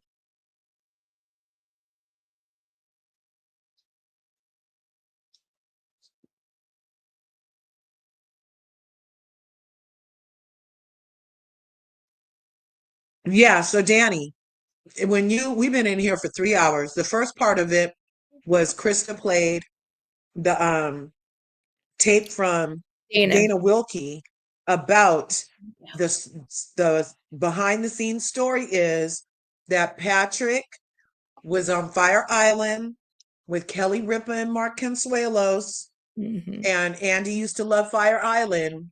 He's best friends with Andy. And yep, and he's also best friends. Andy is also best friends with Kelly and Mark. Brian Graydon. Take it from there. Okay, so Brian Graydon, sorry. So then Fire Island happens. He's on the show randomly. They cast him as a friend of the guy that lives there. He creates all kinds of chaos. He has a bunch of drug addicts there. He admits to now recently admitted to a habit that he developed on there. And then he became a homeless drug addict living under a bridge for about a year and a half, goes and gets clean and rehab out of the blue. But he's at this time he's disgruntled. He's saying that Mark and Kelly have been exploiting him, not protecting him, and litigious, basically. And then he makes a porn about Fire Island and gets gang raped by 10 guys. And I guarantee it's like he probably puts people's names like, this is Andy, this is Mark, you know what I mean? He probably had those guys play a certain person. That's my opinion. And so he threatened to put that out. All of a sudden, Fire Island gets one season, it's gone. Then he goes, all of a sudden gets clean and rehab within a year and a half. He's all married to Medicine as an executive producer, which is hired by Andy, which is Kelly's best friend. Why would you hire somebody that your best friend's network went downhill because of this person? This person threatened all kinds of horrible things, blackmailing Kelly and Mark. Basically, then in my opinion, he got on the show because the same way Eric and Jane got on the show. Because the network allegedly owed Tom a bunch of money. Tom said, here, cast my wife, my boring ass wife, my non-interesting wife, talentless fucking no good fucking wife, and put her on the show and keep her there and be nice to her. You know what I mean? This guy, I don't know if he's good or bad. I can't tell. I don't know what influence he has on each episode, each season, but it's just the position that he gets put in. And yeah, he rises to the top, but then he's leaving out in his a year later, he's leaving after Dana. A year ago, Dana had no idea that this would happen a year later. Dana had put all this information out a year ago. And I'm like, who the fuck is this guy? Who cares? She's like, just clock it. It'll be important one day. And I'm like, okay, whatever. And then fast forward to now, a year later, I'm like, Larja. I'm like, the guy that just went on and on about Garcelle by Beverly Hills, but he's leaving, and he's basically saying he's Clubhouse and the breakdown, the face of the network, and this is really bad what you guys are doing. You never know. And then I'm like, let's do the story. Let's just tell everybody that he was on Fire Island. He was blackmailing everybody. He knows how toxic reality TV is. He's a fucking liar. Gets on the show, so he has no idea how it falls out of the sky on his lap, lands on his lap. That's basically giving me the job too. Like I would have just as much of experience as him. I was a homeless drug addict too. Can I go on the show? I probably have more experience in reality TV. I'm just saying, but I wouldn't want the headache, but I'm just saying. And I want to watch him have sex too. It's kind of a side note too. He's really fucking hot. And I can't even get myself to stop thinking that. It's really bad. But anyway, the fact of this is he's up here now on Bethany, fucking stupid ass Bethany, who doesn't fucking do her homework, which makes me so angry because she did it with Rachel. She's like, oh, you were so calm. You did so great. You'd have no problems. All of a sudden though, what she's basically making him say that he left because of all this reality reckoning things. But in his first thing, a year after Dana put it out, he's like, I was a homeless drug addict, and he leaves out the porn part.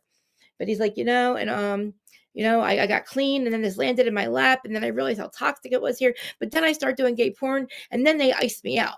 Now, 2024. He threatened gay porn fucking 5 years ago. He's been doing it all this time. Who cares, though? Honestly, they've known this whole time. He's not leaving because of that. What is the goddamn reason, sir, that you're leaving? It's not because you want to. I'm just saying. I hate when Bethany gets in people's faces like that. What did they do? Tell me what Lisa said. Tell me. I'm starting to feel like that might have just been advertising.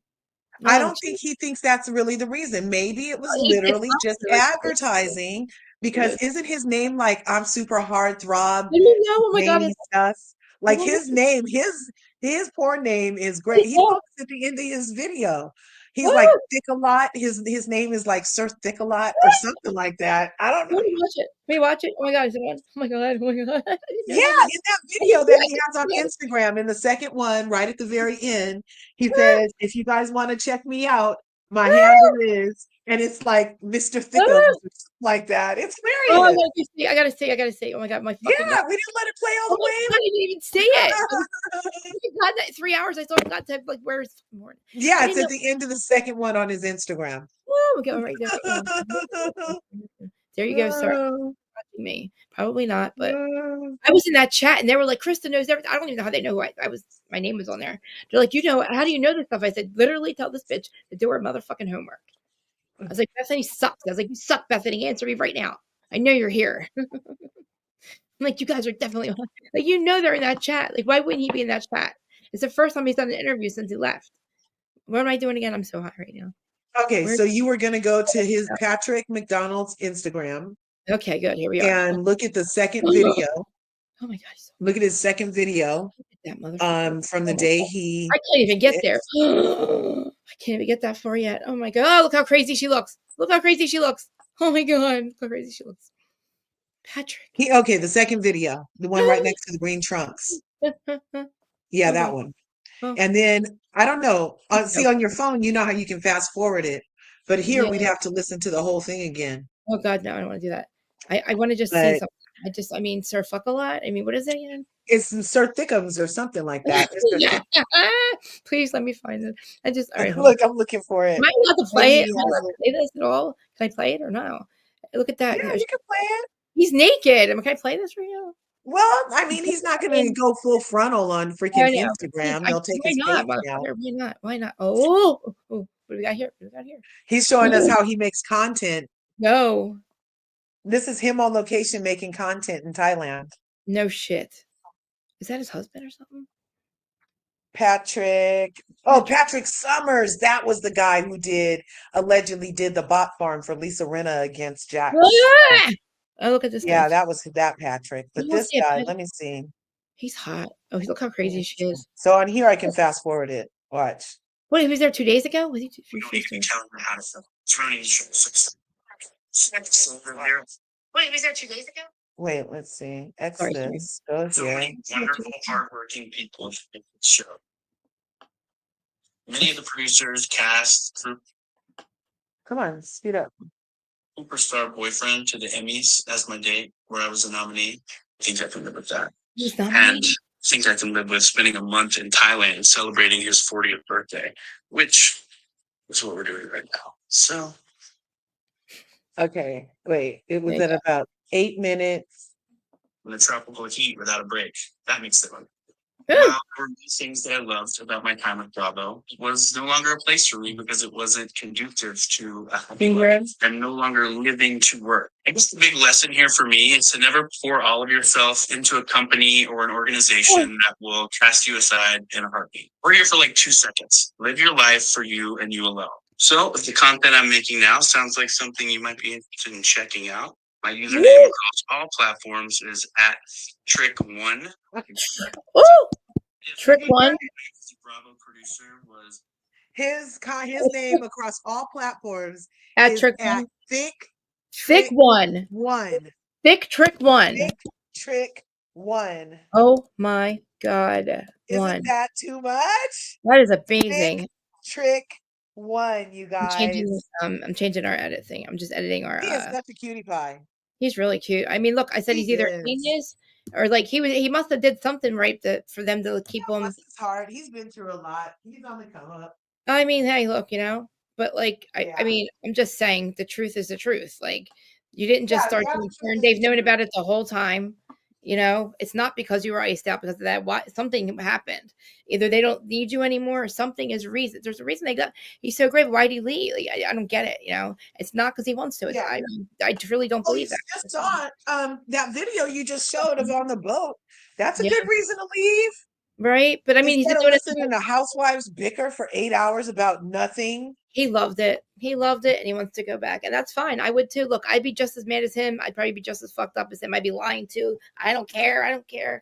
Like, I guarantee he cares. And I'm not trying to be the one who calls him out for it, but I guess I kind of am. But it's like, I know. I mean, I guess, like I said, I want to watch. I mean, I think he's hot as fuck. I don't know how he went from that little twerp to like this huge. I'm like, what is his supplement? And like the Falcon's so messy. He's so messy. Our shows got really messy, and I think it's because of him. I think he was one of those. It could be. I think he's going back. He probably was the one who set up, even though it doesn't say Salt Lake. He's probably the one who got rid of Monica. I mean, he seems like a real deflector or something. I don't know. They don't like. I don't know. So he was on Salt Lake City. He was. Oh my God, I missed that. I don't know. Was he? No, I mean that was a question. No. Was he on Salt Lake City? Yeah, we have Vanderpump in 2023. Man, 2023 is a big year for him. He had all of them. He had Beverly Hills, Potomac, Atlanta, Beverly Hills season 13. Supervising. Oh, wait, I'm not sharing this, am I? Sorry. There we go. You see it, right? Beverly Hills, season 13, 2023. Then Orange County, 2023. Then he's still going down. He's Vanderpump, season 10, 2023, which is that one, the one with Scandival. Winter House, which who cares about that? But field producer for that. That's a goodie. Atlanta, or then Portia's Family Matters. 2021, wasn't that a fiasco? Wasn't Portia's Family? Was that the one where she was getting ready to get married to Simon? Yes. And there was like 5 bites on the season or something. And she was making Simon go everywhere. I mean, she was making Simon and Dennis be in the same fucking scenes island. all over. Island. And then didn't she fight Dennis's mother or some shit like that? Something happened crazy. And there's Candy and the Gang, season 1. There's some missing. Well, I'm not saying that Patrick made those bitches do that, but he was there. Yep, he climbed the ranks.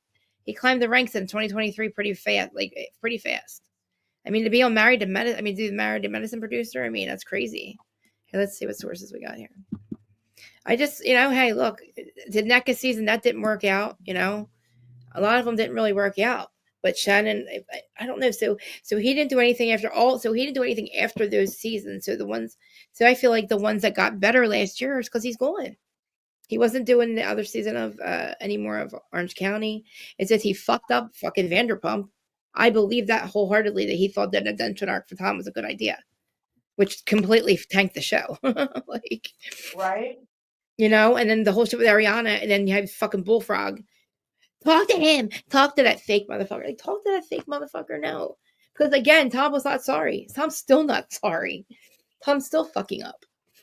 Thanks, fucking Patrick, I guarantee Patrick is the reason that Tom cheated on me. I really do. I'm convinced. He's the reason that Tom cheated on us, whatever. However you want to say it. I'm just, I mean, I'm surprised he wasn't in freaking Jersey. Is that flat, that flat line too. Yeah. So maybe it wasn't him. I think it was, but look, I like him and his little dog. I mean, he's not. I don't know. I wonder if he has that dog. It's an amazing story, though. This is super duper amazing, and I feel like very fucking inspiring. How do you do it? Yeah, it's weird. I want to apply. You know what? ChatGPT. I'm going to ask ChatGPT what the qualifications are. You know what I'm saying? That is literally like you just have to know somebody to be a producer. I mean, I bet it's literally. I bet you have to vote. That's all you have to do is know somebody. All you can do is blackmail somebody. Just like Brian did it his best. You just have to know somebody and where their private moles are. And Brian Graydon, you have to know that dude, apparently. Yeah. Hey, Chat, who are you? Well, a lot of my faves did speak up for him, though. Or he spoke up for, like how he spoke up for Garcelle. Right. And Garcelle, I feel like, is a pretty good judge of character and wouldn't have let him run her like that. Or maybe his people were the victims. Maybe in the seasons that there was chaos that he happened to be around, maybe his people were the victims, like how Rachel Levis was a victim and Garcelle Bouvet, she's like getting run off the show. And much kind of like and then so who else is there? Candace, she loved him. She got ran off the show. Who else is there? Was Robin one of his people? She got ran off the show. Who else? NECA. I don't know if NECA was his, but she gone. NECA probably was his too. NECA was his, and I think that chick, Noella, she was around that season too. Noella? Yeah, I wonder who's that. Her and her stack of vaginas. And all the stuff with Morgan and Mauricio and all that shit, that was his season. So he's crazy. I think that he's a chaos monster. Chaos before order, though, That's the rule. Winter House, I don't even remember 2022. I don't remember that stupid show. But I watch Winter House, Summer House, Southern Charm. I don't watch those. The list focuses on Bravo shows where McDonald is officially credited as a producer capacity. Wow, the season's numbers and years indicate approximate time frame of his involvement. Oh well, along with his credited roles in other parts of the industry. Well, what that would be, sir. He looks so different, man. Patrick is known for his work on Bravo reality shows, has an IMDb profile that lists his credits. No, it doesn't. However, it's important to note that multiple individuals share his name. Oh God, shut the fuck up. Whatever. I saw the shit I found on him. Oh, there's something in page 6 about him. Let's see. What's that say? All right, let's see. The house producer dropped over his OnlyFans. Let's see. That was April 2021 in Washington Post. Let's see. When was this? What does this say? Washington Blade. I'm sorry. Oh boy. Oh, it's talking about Fire Island. Enter Patrick, a bartender, Fire Island resident, originally from Georgia, with a penchant for walking around with no shirt, carrying his little dog, Sophie. Or what's this dog name? I can't read it. Sophie. It went too many pop-ups for me. Sorry, too many pop-ups for that one. Hold on. Yeah, I hate when I get a channel that has hella pop-ups. Why do they do that shit? That's like freaking, I swear to God, that's what I freaking call Auntie's thing. It's like an infomercial that doesn't stop. Like it's an old ass infomercial. I don't understand. All right, let's see. He was in all kinds of stuff. Let's see. The radar online was the one where he threatened them. So, man, yeah, we want Mauricio to go rogue like Patrick. Right? Washington Blade. Okay, Fire Island was canceled. And that's all the shit he said. Jesus Christ, just repeating everything he said. Sorry, guys. I just want to know, like, what the fuck? Living under a bridge by Mike 20 when he was newly sober, working on unglamorous jobs. That's right. Remember, he was bagging groceries and cutting trees to make ends meet. Yeah. That was right before he got on the fire. Far cry from Fire Island, right, though? My God.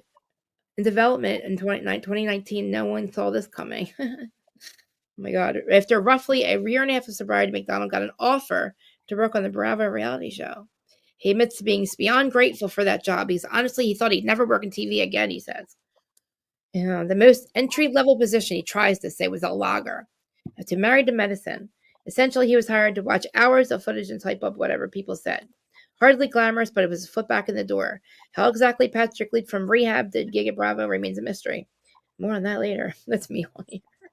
I mean, listen, it's like, I don't know. I mean, whatever, man. Jump over to that job and can I apply? It doesn't tell me what my qualifications would be though. Let's see. I have to go to college. I'm a dropout though. Well, you know what, ChatGPT, thanks for the answer. What are the qualifications to be executive producer on the Real Housewives franchises on Bravo TV, NBC? What are qualifications? Huh. Maybe we should start with associate producer. Is that what it is? Sorry, associate producer. Yeah, associate producer, he said, was the bottom. Those are basically the loggers is an associate producer position. Is that true though? Associate producer. Is it? Let me see. ChatGPT. Yeah. To be an associate producer on the Bravo network for the Real Housewives franchise. What are the qualifications? Associate producer. Searching the web. Okay. Like, I don't think you need to go to school. Is there like a course you take at community college? You have to gain education and experience, educational background with a specific degree isn't mandatory. Studies in media production, communications, journalism, or related fields can be beneficial. Entry-level positions begin with such roles as production assistant, researcher to understand production environment. Many professionals progress from PA to associate producer roles. And you have writing and editing. Your strong script writing and editing abilities are crucial. Effective real communication. Okay, so basically communicate. Skills are necessary for coordinating things, problem-solving abilities, organizational skills, all kinds of stuff that you just go and put on your resume anyway. Managing schedules, okay. Acquire hands-on production experience. You do require technical proficiency. You need to have familiarity with the camera operations, audio equipment, and editing software like Adobe Premium is required. Field experience. Engage in such tasks as booking locations, cast participants, blah, blah, blah. Oh, network within industry, attend industry events, connect with professionals, research specific job requirements. Okay, so what was the next one again? What did you leap up after that? Executive producer 2. Let's see. Oh wait, that's the wrong thing. I mean, he's like basically the showrunner, I think. That's what it sounds like anyway. Well, what's the Radar Online interview? Where's this one? I want to see the one where he was like threatening them. Transcript of his interview, May 12th. Oh, that's what that was. The transcript of an interview from May 12th, 2017. I don't want to go to the whole thing. That was probably pretty bad. Real House producer claims Bravo dropped him, but OnlyFans, that was in April. Man, the blackmail thing. Listen, that whole thing with the other guy, the one that owns the Lagos network, that went to Kelly got me the job. He frames it as married to medicine. Just Patrick has explicitly said Kelly and Andy got me the job. He frames it like the offer joined him married to medicine. Just fell from the heavens when he was stocking produce at the grocery store. Sure, Jim. It's worth noting that Patrick did have some prior TV production experience way back when. Not that Bravo trumpeted this fact. According to the one insider tidbit, he worked as a production assistant on the action show 24. I didn't know that. And even as a producer on VH1 gossip show The Gossip Table in the early 2010s. So he wasn't a total nobody, I guess, behind the camera still. Sliding into a logger job after years of out of the industry in a very public personal meltdown is not, oh, well, yeah, see? The funky, yeah, it's crazy. I don't know if you guys are reading what I'm reading. I'm just reading what I had on there. You know, it is what it is. I wonder if he's going to see. I mean, honestly, like, I don't know why he would go on another interview and just not tell the whole truth. I don't get it. People are going to see, well, I mean, I pointed the chat in the right direction. They're like, where did you get this information? I'm like, oh, Dana Wilkie. Last year, and from him. Married to medicine, transcriber. I mean, that's a lot of work that you got. I mean, to trust somebody in the person. And I feel like he names 15 other ones that were not listed right here. You know what I mean? I feel like he said a lot more. Maybe we should re-listen to what he said. It's just crazy what he says this year. It's like, wow. Did you forget what you did on the other timeline we were on? Because we're on the most benevolent timeline, remember? Mr. Patrick McDonald. Sir? Bethany Frank. Oh, is this just recently now? Yeah, we're on the most benevolent timeline. They're not stopping nothing. We're not stopping. Yeah, he was on a different timeline back then. Good for him to be on this one. Remember, that's what happened. Oh my God, that's exactly what happened, Krista. He was on a whole different. He jumped timelines to his best timeline. Went back to it, and bam, yep. Now he's on the best because after 1999, all possibilities became all timelines merged into this like hourglass. Came out, all possibilities were available. So anything in your past wasn't going to affect your future. Any decisions you made. Just like my friend Deneen. This is a really good example. This is crazy. This is the situation. So that I don't know if you guys know this. Only Fantasy Girl, Dream, like it's all from like the 1990s. And I remember you all cried out. How do I get rid of him? I can't get rid of him. There we go. All cried out. All them songs. I'll put the playing for if you want. But so my friend Deneen, she's the one that's saying Deneen and TKA or Deneen and Collage. Well, anyway, so when I met her, she was singing. She was doing all the songs. We were going to the club. She was making this music, right? Then she gets married to my boss, my friend Vince. She becomes Deneen the mom, and like all TKA, Collage, Marie, all them songs, they're just living in the past. We play them all the time down the shore. They're shore songs. And then back in I think it was 2021, they all got back. She's now singing again. They're all back together. They're all touring everywhere. And they're like redoing. She has all new music. So now she's Deneen the singer again, and they're still Deneen the mom. I'm actually going to see them tonight at Adelphia. It's a place around here, but it's crazy. Like her old music is coming back to it's so crazy. Like Deneen, I said, all possibilities. Remember, you were Deneen the singer for so long, then you became Deneen the wife, and now you're back to Deneen the singer. And you're both. It's so fucking wild. And it was the mortgage company. I don't want to get too much into that part, but her husband was my boss, and one of the bosses, not the one that fucked us over. He was the one that didn't fuck us over. And I stayed friends with him. And it's just crazy. Like actually, I'll show you who she is. I don't know if you guys remember. I don't know if anything anywhere else but the East Coast had this music. This was like our shore music. And it was like our club music. And I don't know. It's so crazy that I just can't believe we're like in our 40s, right? And she's on stage. Why do you see how crazy? I'm not sharing this right away right now. Why do you see how like she's just so still into her? It's like crazy that she's back doing this. And I've been watching her for a couple of years going back, and I'm like, finally that she starts touring, and she's still married to my friend Vince. Like she's still doing amazing, being a mom. But it's like, oh my God, Deneen, you're back to Deneen the singer. It's so crazy. I love it so much, and I just love the fact that like she still does her music. So this is where we're going to tonight. But I want to play the music for you though. All right, so you guys are gonna laugh at me. Probably don't even this music. But like this is the music that I was down. This is our shore music when all of us were down. So tonight we're going to Adelphia. Can you guys see this? Yeah. I want to hear this so you know who I'm talking about. Oh, yeah. I guess tonight. All right. So tonight's Deneen Corporell. It's my friend Deneen. So she's Deneen right here in the middle. That's TK. Remember the song Maria? Oh, Maria. That stuff. Oh, you guys are like laughing at me. Let me find the music. You know what? I'm just going to go into like literally YouTube music because it's so much easier. So you know what I'm talking about. You guys are literally like, this is the only, you guys are the only people that listen to this. Because it's crazy because she lives near me, but I became friends with her because she was marrying my boss. But her doing music is awesome. And the fact that I get to go see him tonight. But I mean, this whole timeline thing makes it so much more real. Where's YouTube music at? Where am I at here? No, YouTube music. Fucking fucker. Motherfucker and fucker. YouTube music. Yesterday I was getting my hand tattooed and we're playing it in the studio. I'm like, guys, you guys have to come tomorrow night, Philadelphia. And they're like, what are you talking about? I'm like, listen to this music. You'll understand. You'll know exactly what I'm talking about. I'll share it with you 1 second. I just gotta pull her up. Deneen and Collage. You guys are like, huh? I remember you. That might be one I remember. Lord is like, nope, not at all. Sorry. Here she is.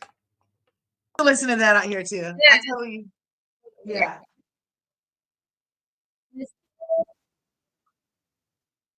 How could it end this way?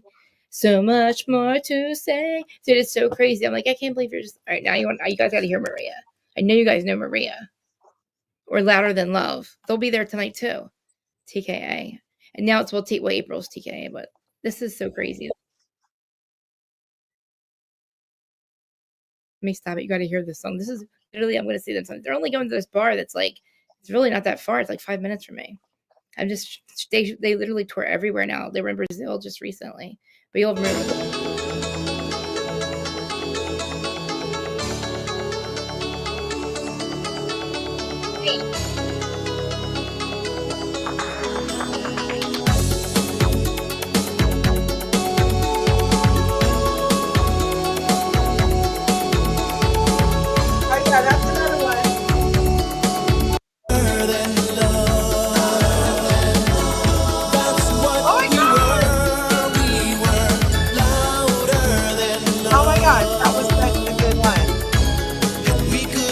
I cannot believe they are all back together. It is fucking yes. wild. No, we love you too, Palaver. Thank you. Love you. Look at them. All these events they're doing. I love her so fucking much, dude. I just like I can't even believe. Like I'm so proud of them. I'm like we're old. I can't believe how they get up on stage and dance and shit. Like I'm like I don't even know how I'm gonna stay awake tonight. That's Liz Morel. Oh, they have some shows coming out.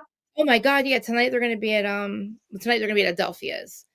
So this is take some video and vlog it. Are you gonna vlog about it? Oh yeah, I can. I can like go live and stuff. Yeah, her husband will be there. And she does the event. That is such good memories.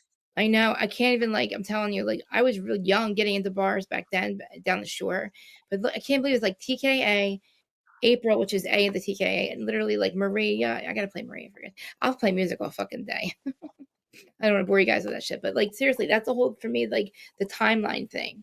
I'm like Deneen, you're Deneen the singer again, and TKA's, but you guys are all back together, and they're just making new music and doing old music. Yeah, they're playing and they play a lot of places. I didn't realize how much she was playing until I looked at her thing. I'm like Deneen, this is crazy that I'm going to see you tonight, and you're Deneen the singer again. Like TKA Freestyle by the Sea. So yeah, they'll be down here on Seaport. Let's see, Seaport Pier. Oh my god, I cannot wait. It'll be May 21st. This one, yeah, DJ Slice. Like it's all the old school stuff, and like that's a Jersey Shore. Where I'm telling you, if we have a party with like Frank and them, that's the music they'd be playing. I really wish I could get. Yeah, that's my old school music. Isn't that great? Lisa and the Cult Jam. Yeah, so it wasn't just me, right? It wasn't just Jersey, right? No, that was a whole genre. I liked it. I love the fact that we sat here for 3 hours. And you know what, Patrick, if you see this, if you happen to see this, I'm sorry. I'm just talking, like, listen, I wouldn't be a friend if I wasn't calling you the fuck out. Just saying. I usually don't waste my time on like reality stars unless I feel like, I think that maybe you're an evil genius and I maybe should shake your hand. I don't know if I should shake your hand, watch you have sex. Right. I can, and all three, if I get mad at you, I can want to watch you have sex. I can shake your hand. Thank you for calling them the fuck out. Thank you for finally speaking up. But let's not play games. Let's just say, I'm just disgruntled again. And maybe, maybe it's because I do porn, but I've been doing porn the whole time. Let's just admit to that because we can find it. It's fine. I just want to watch. That's all. Fucking let me watch. That's all. Yeah. I probably can find it. I'm just saying, I don't have, I just feel like if you're going to go on Bethany, like she needs to do her fucking research. What the fuck is wrong with her? He didn't just become disgruntled, asshole. Like, this is the whole rinse and repeat. Whatever, man. Blackmail, rinse, repeat, whatever. It's like rehab, blackmail. I just saw fucking behind me. I just saw something behind me. Oh my God. Just spirits are here. I must have called the nostalgia must have called them in, All right. Yeah, it takes a lot of courage to speak your truth, the power. Finally. It has to be scary. Luckily, since he chose his most benevolent timeline, he has OnlyFans to fall back on. Oh, he's had that for a while, I guess. I mean, whatever, man. Whatever stream of income he was getting porn from, don't act like it just started. It's fine. Right. It's not a big deal. They've known about it for a long time. Why are you really being iced out? I would really like the Bravo to answer that question. Why did he get hired? Because you thought he'd do a great job? Okay, I understand. I gave him a chance. Okay. Why is he being iced out? Why isn't he being asked to come back? What happened? What part of that argument? There's got to be a reason. You're not just. If it comes out that he was actively recruiting for his on the shoot locations for OnlyFans, that's a problem, Patrick. He has videos of trying to get other producers or whatnot to get in on it or something. He could probably fuck Andy over big time, Yeah. Now that Andy's gone and stepped down, why the fuck did he need Patrick anymore? There's nobody there to blackmail him. Patrick's use is no longer. Because Andy stepped down. With Andy, look, we can't do this any longer. You need to step down. This man is going to blackmail you. Can you please step down? Andy steps down. Patrick is iced out. Now he's like, blah, blah, blah, blah, blah. Clubhouse, network, face of the network, blah, blah, blah. You know what I mean? So all of a sudden he's going after Andy. And he's already went after Kelly and Mark. I thought Andy was having to step down because Leah McSweeney's case getting able to go forward. I wonder why. I mean, listen, I don't agree with that at all. And I've said exactly why. She admitted on the season 1 in her confessional that she was bipolar. She stopped taking her meds 6 months ago. And I thought to myself, so did I. Wow. How does she do it? Well, and she's I'm a self-medicator. Okay. And I'm starting to drink. Then she goes on the show. She drinks as a self-medicator. Don't go and say that you're bipolar and your alcoholism's triggered because of the Bravo. You stopped taking your meds and you said that. At that point, there's no case. There should be no case at all. Because if you stop taking your meds, everybody knows, you could read a doctor tell you, you will most likely, if you're a self-medicator, go back to drinking. You said it triggered your bipolar. You went back to drinking because you're a self-medicator. Well, you stopped taking your meds too. You forget that you said that. Leah McSweeney. I wonder if they even know. How do they not remember this? I guess I remember because I'm bipolar, but I remember that specifically.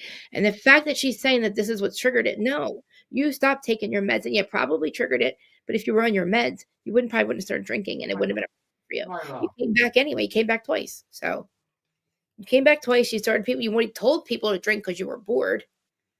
Don't forget that either, Leah. But whatever. Andy's still a fucking piece of shit. Two things can be true. He can be a cokehead. He can be what is it? Something about being in his underwear? Some kind of like guys in his underwear thing in Fire Island. I mean, does he have pictures of that? Maybe. I don't know. I'm sure. Look, the cell phones were out back then. There's some footage. Somebody has something. And what Mel was saying is that those dudes were like from the content. Yeah. Oh, that's right. Content. So like they would regularly Mel got get together and make content. Do you think Mel left because it was too much? I was talking about too much stuff. No. He has a life. I forgot. Yeah, we've been literally like for a long time. Act like people want to. I mean, I have a life too, but I had just like I was planning on seeing you today doing this. But I do have to get ready to take the 17-year-old to drum practice. Oh, hey nephew, is he here? Yeah, he just went upstairs. He's getting his drumsticks. So I gotta. Oh my God, really? Well, listen, when I go to Adelphia's tonight, I will record. I will either go live or I'll video it and stuff. Oh, that'd be so cool. I would love it. I haven't seen her. I'll cry when I see her.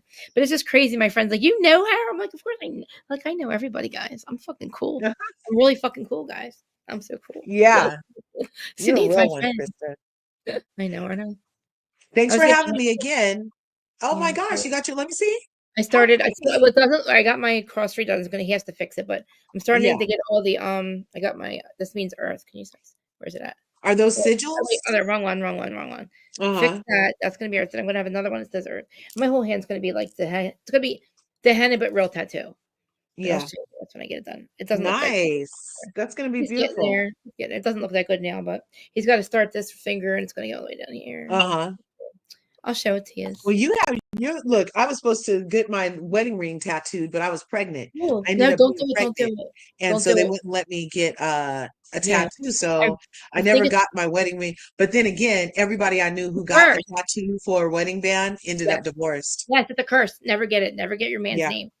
I said I'm getting my grandmom's like Roman name, the Roman numerals, her death date and her birth date. I'm getting on my shoulders, but that's as much as I'll go for like people's thing because she means everything to me. She died when I was younger, you know. Yeah.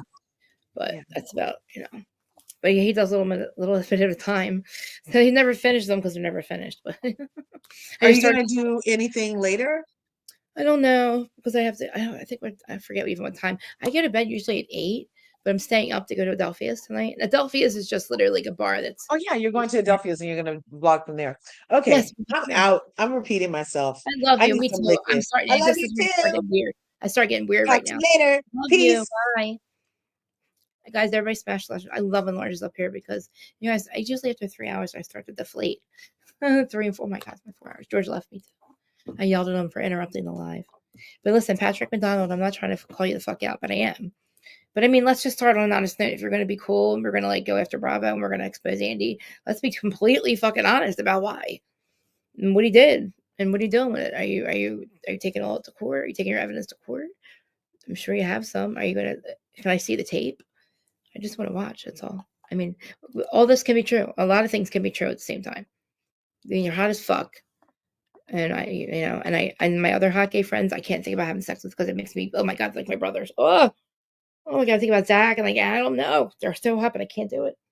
But this guy, I would do it. I would tell you, but I would, this is getting weird. Okay, guys, I love y'all. Who's watching? Let me see if I can see anybody's watching. Not that many people. Anyway, but so Dana Wilkie was in here. Obviously, Dana's always linked in my description of my channel because I reference everything that she does because she's the one who brings all this amazing tea that she says, don't worry, it's important. Please. And she always said it's going to be important one day. And we're like, who the fuck cares? Oh, it'll be important. It always is important. Like the Mauricio stuff became important. We know that, remember? And literally, Dana, she's doing a live a year ago. It sounds like she just did the one from this year. It's the same thing. Sorry, I'm repeating myself again, just like him. Okay, let's just not pretend we started doing porn just recently. Okay, dude, my friend, bro, whatever. Fuck me. Who cares about me? I'm a crazy person. Don't listen to anything I say. All my opinions are crazy fantasy things in my head. See, I'm a crazy person. I found 7 feathers yesterday. Walk in, send a tattoo, please. All right, I gotta go. I love you all. I'm gonna put the music back on. I will vlog from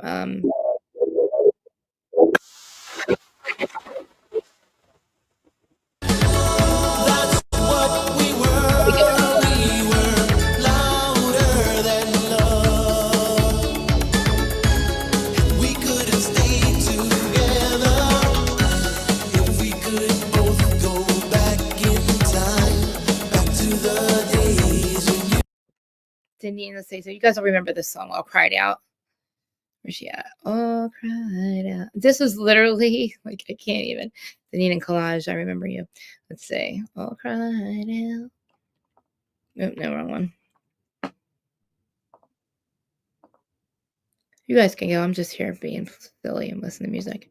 I don't think I get in trouble playing a little bit of her stuff. Deneen and Collage. So, but this was like literally kind of skate and rink music too. And like I think I was in 9th grade when this song came out. She looks so freaking young. I can't barely. Nothing better than when a guy. You guys have.